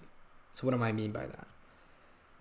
Delta G is a state function, and state functions are nice because if you can find an order of steps from start to finish, thermodynamic steps, you can just use delta G and add them all together. Versus something like E naught, which is not a state function, and you can't do that with. Also, delta G has nice relations to E naught and K. What are those? Well, first we've seen delta G equals negative RT ln K. We've seen this before. But then there's also delta G equals negative NFE. If you don't know this one, this is an important equation. But also you can just derive this from this and the Nernst equation, which is given to you. All right, so what steps are we going to have to string together to get this? The first step is I'm going to want to dissolve my PbF2. What happens if I dissolve it? I'm literally going to write out dissolve. This dissolving step is going to give me Pb2 plus and 2F minus. Then I'm going to reduce. This reducing step is going to give me Pb and 2F minus. And as you can see, from here to here, this is my reaction of interest. But thermodynamically, it's delta G. It's just equal to the delta G of this plus the delta G of that. So, what is that? So, first, the delta G of this dissolution step can be very easily calculated from its KSP. Delta G of, I'll say, dissolution equals negative RT natural log of K of dissolution. It's glitching out, sorry. And this should equal negative 8.314 times, I believe we're at 298, natural log of 4.0 times 10 to the negative 8. 42,200 joules per mole. All right, next step, our reducing step. Delta G is going to equal negative NF epsilon, E naught, which is going to equal, and N is a number of electrons, which is 2. F is, okay, there you go. And F is our Coulomb's Faraday's constant, and epsilon is the value provided here. What does this give us? This gives us 2 times 96500 times 0.13, 20,000. I think actually that's all the significant figures we get. Actually, yeah, this one we only get 42,000. So add these two together, we get 67,000 joules per mole. And then what do we do from here? Well, we know that the standard reduction potential of this reaction can also be calculated this way. Just reuse this equation. But unlike the last time where we knew epsilon naught and needed to calculate this, we have this. And now we're just going to calculate that. So we can rearrange this equation. Not quite like that. There you go. Where delta G is just what we plug in from here. In doing this, we get an answer of, I think, A. Probably. Yeah, A. If you wanted to think about it conceptually, since we have an unfavorable step followed by an unfavorable step, E naught is probably going to be lower than negative 0.13, so you could eliminate this and this, but you're going to need to do the math anyways, so there you go. All right, thankfully, we have entered the very few calculations part. I actually recommend starting here if because you can do the USNCO in any order. Start here. It's better. 43. Which of the following species has the largest ionic radius? So ionic radius is dependent on two factors. First, obviously the period that you're on. Really, that reduces to your electron configuration, and then also your nuclear charge. So what do I mean by that? First, realize that all of these have the exact same electron configuration. So electron clouds, right? 1s2, 2s2, 2p6, 3s2, 3p6. All right. They all have the same electron configurations, which means they all have the same electron clouds. The majority of an atom's radius, actually the vast majority, is just the radius of that electron cloud. So how do we distinguish them? The key differentiating factor is their central atomic charge. Here, it's plus 16, plus 17, plus 19, plus 20. A higher central positive charge is going to pull on this electron cloud stronger. What that means is that a higher central positive charge, or just a higher atomic number, means you have a lower atomic radius, or ionic radius, sorry. So if it asks for the largest ionic radius, we want the smallest atomic number, which would be S2 minus. In general, the anion is going to be bigger than the cation, just because it has excess negative charge, which causes it to be bigger, given that they have the same electron configuration. Okay, 44. Which of the following statements regarding ionization energy of gas phase atoms is correct? The first ionization energy of a group 1 element is always greater than that of a group 2 element. Let's go through these. First, the first ionization energy of group 1 is always greater than group 2. This is backwards. It's almost always group 1 is smaller than group 2. Why? Because group 1, on our periodic table, group 1 is 1 away from becoming a noble gas. That is so sloppy. Okay, so for instance, if you take a sodium, that's 1 away from becoming a neon. So its ionization energy is actually going to be pretty low because this is a very favorable interaction, becoming a noble gas. Versus like magnesium, if you take away 1 electron, that's not doing anything. It's going to be low, but not that low. So there you go. In the second row, the first ionization energy is directly proportional to atomic radius. This is not true. No. In terms of periodic trends, things are like never directly proportional because there are so many different effects going on with protons and neutrons and so forth. This is probably not true. But even directly proportional being a strong word, let's just say they both increase with each other. That's also not true. As your atomic radius increases, the distance from the nucleus also increases, which means that your pull is on the pull from the nucleus on the electrons is getting weaker. That means that your ionization energy is actually going to get smaller with increasing atomic radius. So this is definitely not right. All right. C, among the elements from aluminum to argon. So aluminum, silicon, phosphorus, sulfur, chlorine, argon. First, ionization energy increases monotomically with atomic number. This sounds right, but is not true. Why? Because of exceptions. One of the exceptions is right here. Phosphorus has a higher first ionization energy than sulfur. Why, you might ask? Well, we'll draw out the electron configurations. I'll use some shorthand here. Neon, 3s2, 3p3. And the other one is neon, 3s2, 3p4. If you draw out the p orbitals, more specifically, phosphorus is a perfectly half-filled electron subshell. That's very stable. Sulfur doesn't. In particular, you have this doubly filled orbital here, which is pretty unstable. There's a lot of repulsion going on. What this means is that this electron configuration is more stable than this one. So going away from something energetically stable requires more energy than going to something that's stable. So phosphorus has a higher ionization energy than sulfur. This is also true of nitrogen and oxygen, or just the group 15 compared to group 16. It's mirrored, sorry. So this is incorrect. D, among the elements of group 16, so oxygen, sulfur, selenium, tellurium, whatever the other ones might be.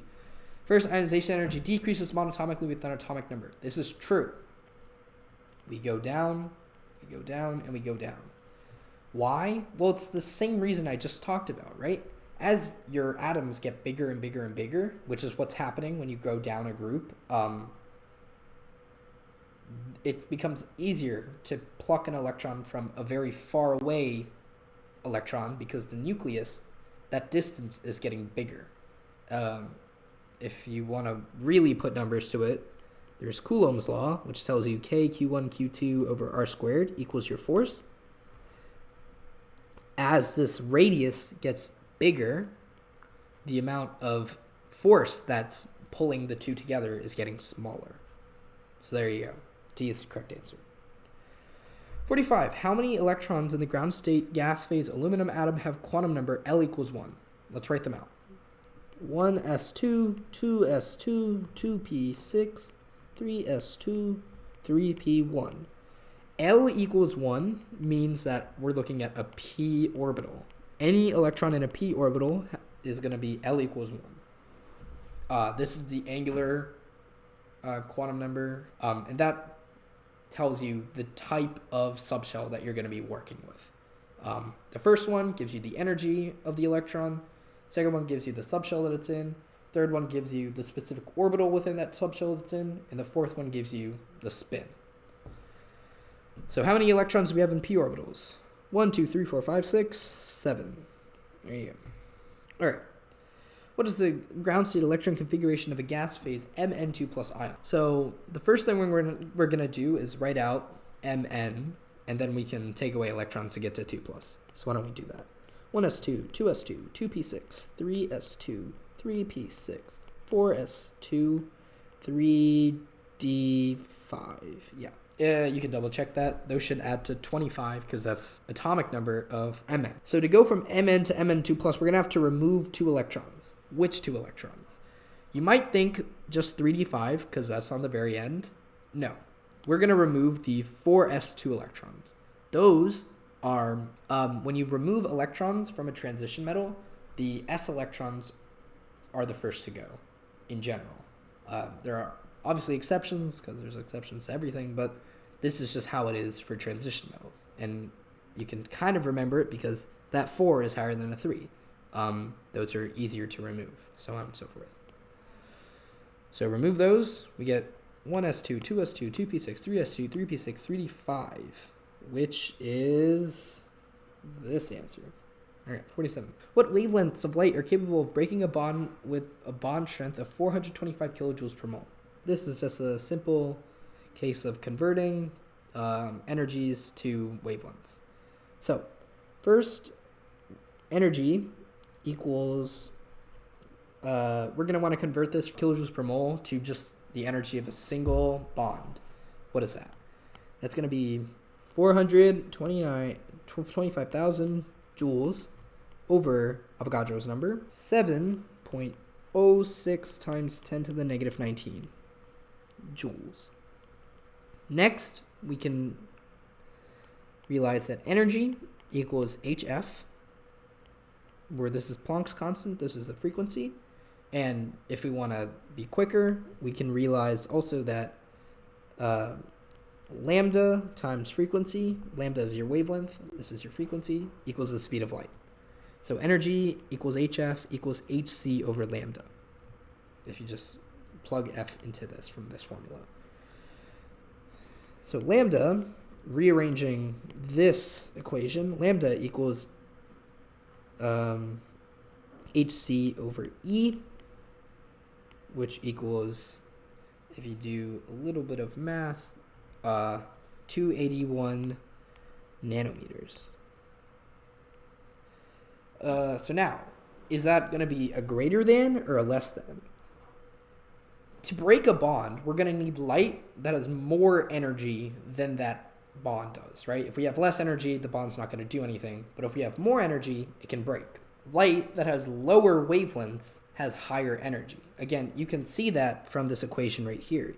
Lambda and E are inversely proportional. But also your lower wavelength lights, like your X-rays and gamma rays, etc., those are the highest energy ones. So we're going to want the less than sign here, lower than 281 nanometers. Okay, keep on going. When 105 tellurium decays by alpha emission, how many protons are in the daughter nuclide that is produced? So 105 tellurium's atomic number is 52. And then we lose an alpha particle.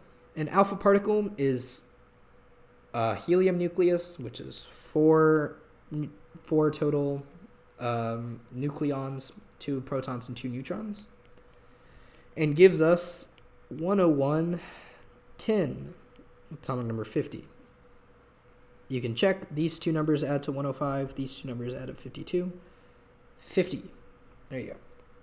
This is our mass number, this is our atomic number. This is just a standard notation for nuclides. Which of the following has the biggest NO bond? FNO2, NO2, NO2 minus, NO3 minus. Let's draw these out. So what do we do from here? So first, realize that we want the largest angle. So why don't we just calculate all these angles? This angle is going to be 120 degrees. Why? Because all of these NO linkages are the same. I've drawn it so that this has a double bond and these have 2 single bonds, but they're all more accurately like 4/3 bonds because of resonance. This could easily be double bond here, or a double bond here, or a double bond here. Your real molecule, of course, is a resonance hybrid of all of these. And because all of those bonds are equal, this bond angle is going to be 120 degrees for all 3 of them. Okay, what about this one? This one also has that trigonal planar electron geometry, but we have a lone pair here. And as you might know, a lone pair is bigger, right? It causes your other substituents to push in. What does that mean? That means that this angle is going to be less than 120 degrees. So which means that NO2 minus is not the answer.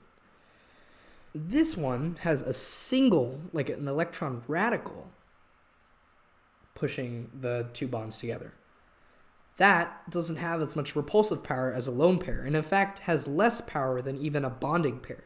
And if you think about it, a bonding pair has 2 electrons in it. This only has 1. So this is going to be greater than 120 degrees. And by a lot. I think it's close. It's about 130. It's somewhere from 130 to 140 degrees. It's pretty big. Finally, this one is, again, going to be roughly trigonal planar. There aren't any lone pairs on the central nitrogen atom. So it's going to be 120-ish, maybe a little bigger, but not as big as this. So our answer is NO2. All right, 50. Which molecule has the shortest bond? H2, N2, O2, or F2?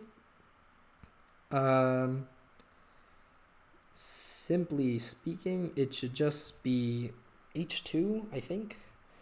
You might be tempted to say something like nitrogen has a triple bond, hydrogen only has a single bond, so this should be shorter.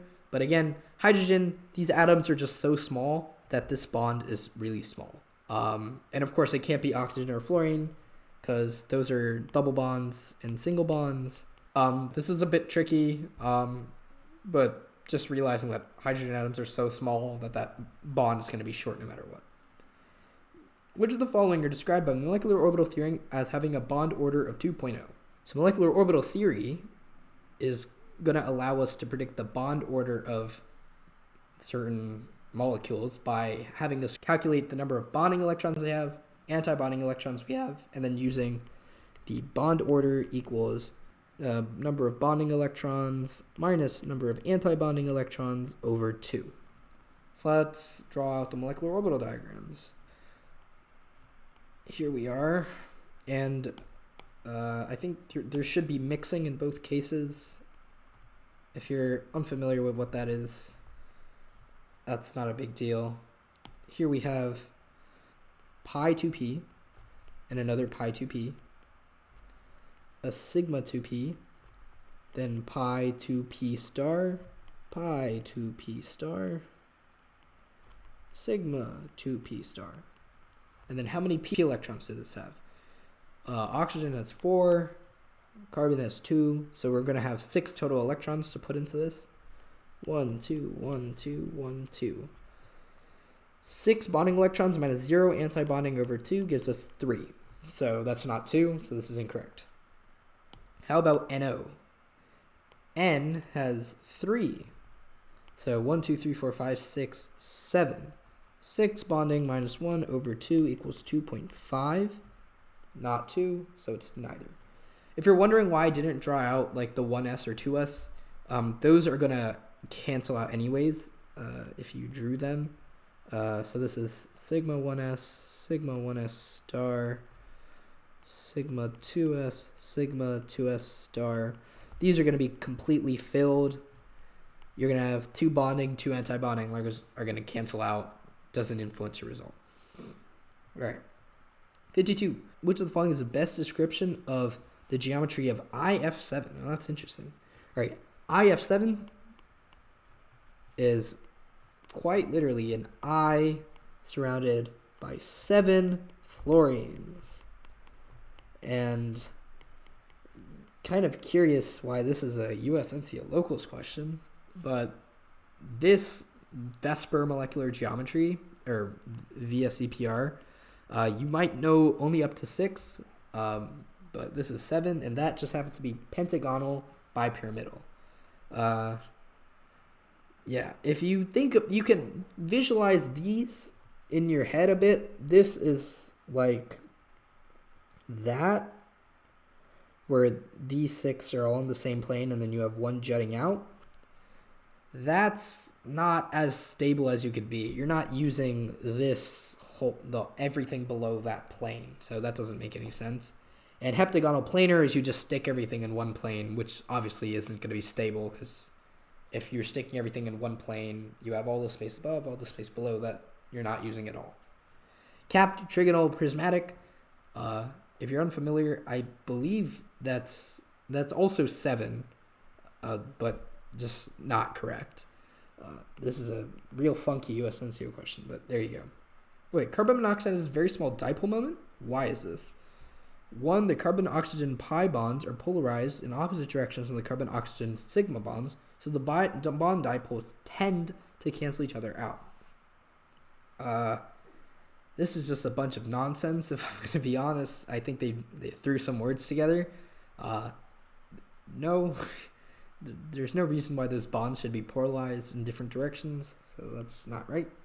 Carbon and oxygen have the same number of lone pairs, despite the fact that carbon has fewer valence electrons than oxygen, partially canceling out the bond dipole. This is correct. If we look at a carbon-oxygen molecule, like so, carbon has a negative formal charge, and oxygen has a positive formal charge, because carbon has 5 electrons when it should only have 4, and oxygen has 5 electrons when it should have 6. So there you go. But also, you have the other fact that Oxygen is more electronegative than carbon. So you should have negative charge here and positive charge here. And these effects kind of cancel each other out. So this is essentially what that's saying. It's true. All right. C. Neither carbon nor oxygen has a formal charge in the Lewis structure of CO. Not true. This is the Lewis structure of CO. And they both have a formal charge. D. Carbon is sp hybridized in CO, making it more electronegative than a typical carbon atom. This is partially, there is some element to truth in this, but electronegativity isn't really an orbital dependent thing.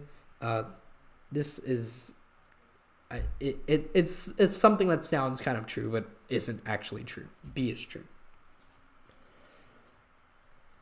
All right, which of these species has the smallest tendency to dimerize? NO, NO2, CO2 minus, SO2 minus.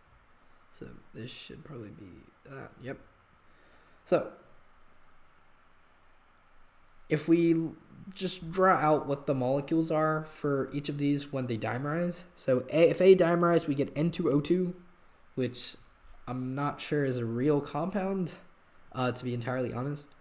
There's N2O4, dinitrogen tetroxide, which is a common problem you'll actually see on USNCO. Is you'll see this equilibrium a lot, and it asks you to calculate stuff about it. This is a quite common dimerization product. CO2 minus dimerizes to form C2O4 2 minus. This is the oxalate ion, pretty common. And then you have S2O4 2 minus, which, as far as I know, is a regular sodium sulfur oxide ion. These are all radicals, so this question is really more asking which one of these is the most stable radical, and it's NO, because you have I think it's like adjacent electrons that can donate into that empty NP orbital through conjugation effects, which make that radical more stable.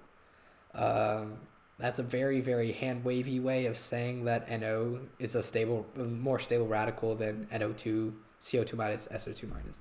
These radicals are extremely unstable, so these are going to dimerize quickly. And there you go.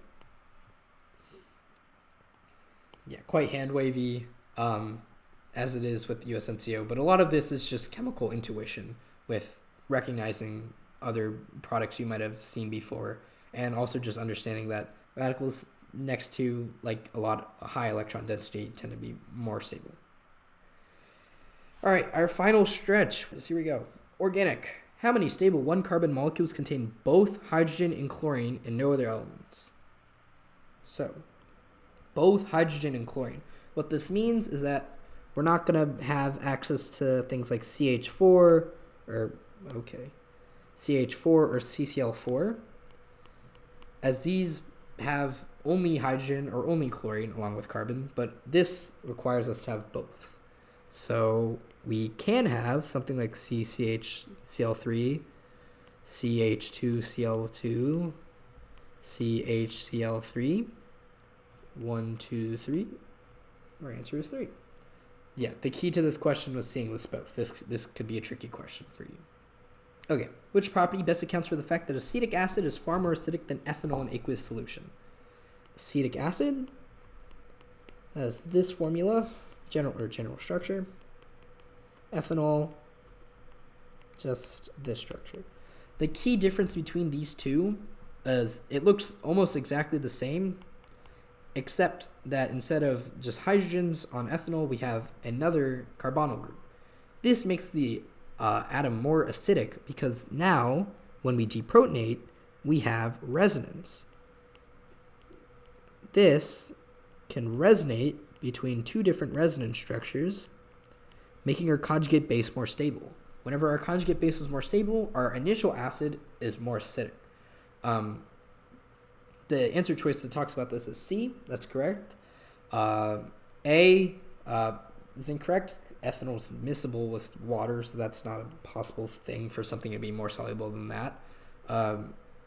Hydration has nothing to do with this, and hydrogen bonding doesn't have much to do with this. There are cases, interesting cases, where hydrogen bonding can actually influence the acidity of one of your compounds. This was not one of them, so don't worry about it. But yeah, the existence of resonance is what causes this to be more acidic. This is a classic application of the ARIO rules.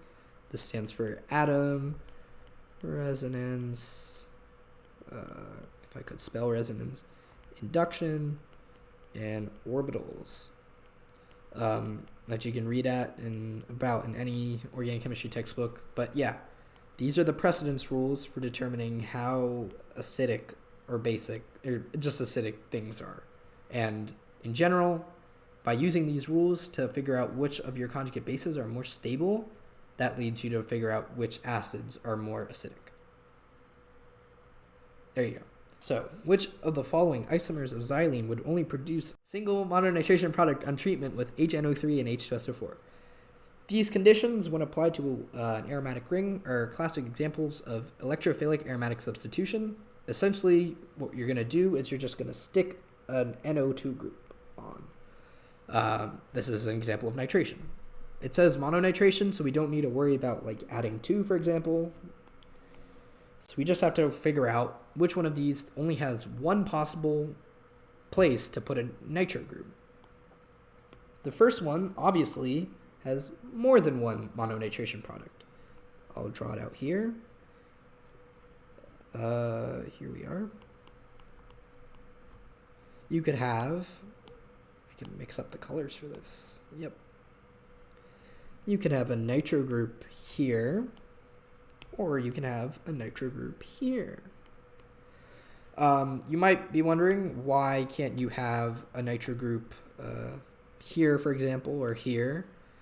You can, but you're just repeating products at this point. If I had a nitro group here, that's just the same as having a nitro group here. All I need to do is just flip the compound across this axis of symmetry, and putting the nitro group here is the same as putting the nitro group here. They're the same compound. Same thing if I put the NO2 group here. Same thing as that. So we have 2 not mononitration products, but 2 is more than 1, so this is not correct. But if we look at our other isomer of xylene, we see that anywhere you put the nitro group is going to give you the same product. If I put it here versus putting it here, I can just rotate across this axis, and that's going to give me the same product. If I put it here versus here, I just rotate across this axis, so on and so forth. And you can do that and justify that all 4 of these positions are equivalent. What that means is this is only going to give you 1 mononitration product. So the answer is B. All right, here we go. Almost there. Keep on going. 58. Under certain conditions, HBr adds to 2-methylpropane to give predominantly 2-bromo-2-methylpropane rather than isomeric 1-bromo-2-methylpropane, which is the best mechanistic explanation for this regioselectivity. So this mechanism that we're going to look at is an example of hydrohalogenation, which is where you add across a double bond and make hydrogen and a halogen, hydrohalogenation. In particular, the mechanism goes something like this. So if we have HBr, or H+, I suppose, the double bond, which is electron rich because you have a lot of electrons, is going to attack the proton.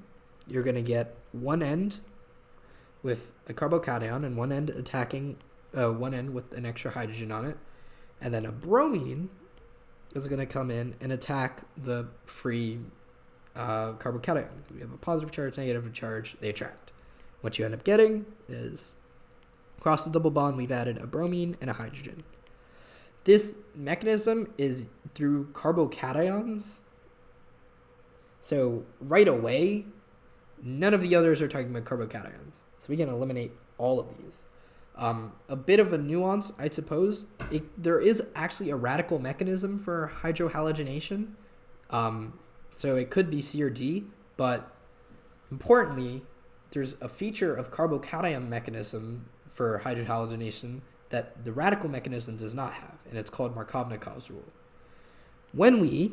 If we look at actually just an example, right here of 2-methylpropene. When we form the carbocation, we have a choice of whether to form it here or whether to form it here. And then the hydrogen just goes on the other one. And we always form it at the more substituted position, or most of the time, because this carbocation is more stable. Tertiary carbocations, this is a tertiary position, are more stable than primary positions because you have adjacent carbon-carbon single bonds that can do some hybrid conjugation. That's a molecular orbitals thing, but really it's just more stable. And then when your bromine attacks, you get a bromine that goes right here. That's the product we observe. In radical addition, you get the opposite product. So it can't be C or D. It has to be A. And again, if we read out A, it says adds preferentially to C1 to form the more stable carbocation. That's exactly what happens. So there you go. 59. Which of the following will most reliably distinguish an alcohol and an ether with formula C4H10O? Alcohol will have a higher boiling point, decolorize bromine, absorb visible light, or electrically conduct. Okay. The alcohol will have a higher boiling point than ether. The reason for this is hydrogen bonding. As we covered, 40 problems ago, hydrogen bonding is when you have some electronegative atom bonded to a hydrogen, and this interacts with a lone pair. Alcohols have the ability to do this because, if that would erase, you have oxygen atom bonded to a hydrogen. Oxygen is sufficiently electronegative to do this, so you get a hydrogen bond donor, and this can interact with the lone pair on an oxygen. There you go. And this is a hydrogen bond.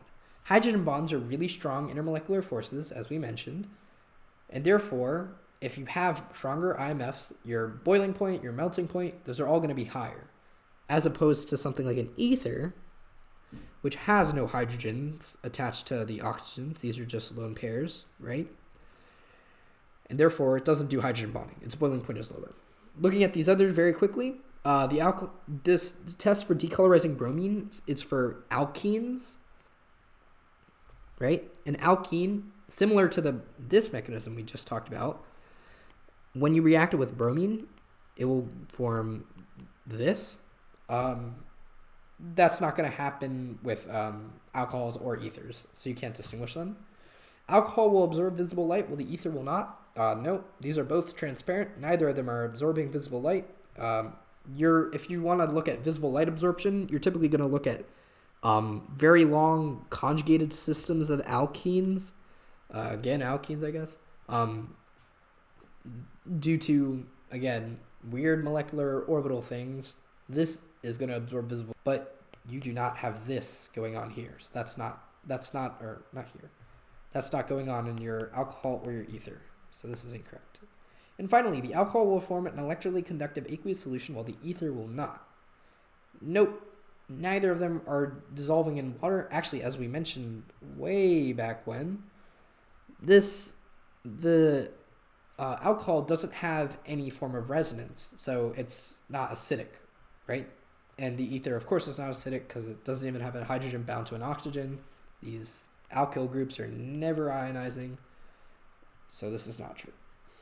And finally, we end with our lovely biochem question, which asks which form of the amino acid alanine is most abundant in the aqueous solution. And then we have the same formula 4 times, except in some of them we have deprotonated and protonated amine groups and carboxylic acid groups. So, writing out the general structure of an amino acid, we have a central, quote-unquote, alpha carbon bound to a carboxylic acid, bounded to an amine, hydrogen, and an R group. And for alanine, our R group is just going to be methane. Now, these two groups are groups that participate in acid-base chemistry. In particular, we can take a look at their pKa's. This pKa is going to be about 2 to 3. This is going to have a pKa of about 2 to 3. This is going to have a pKa of about maybe 10, 11, 12-ish. But importantly, 7 is sandwiched right in the middle of these two. So 7, since it's higher than this pKa, we're going to deprotonate this carboxylic acid. But since 7 is lower than this, we're going to protonate the amine.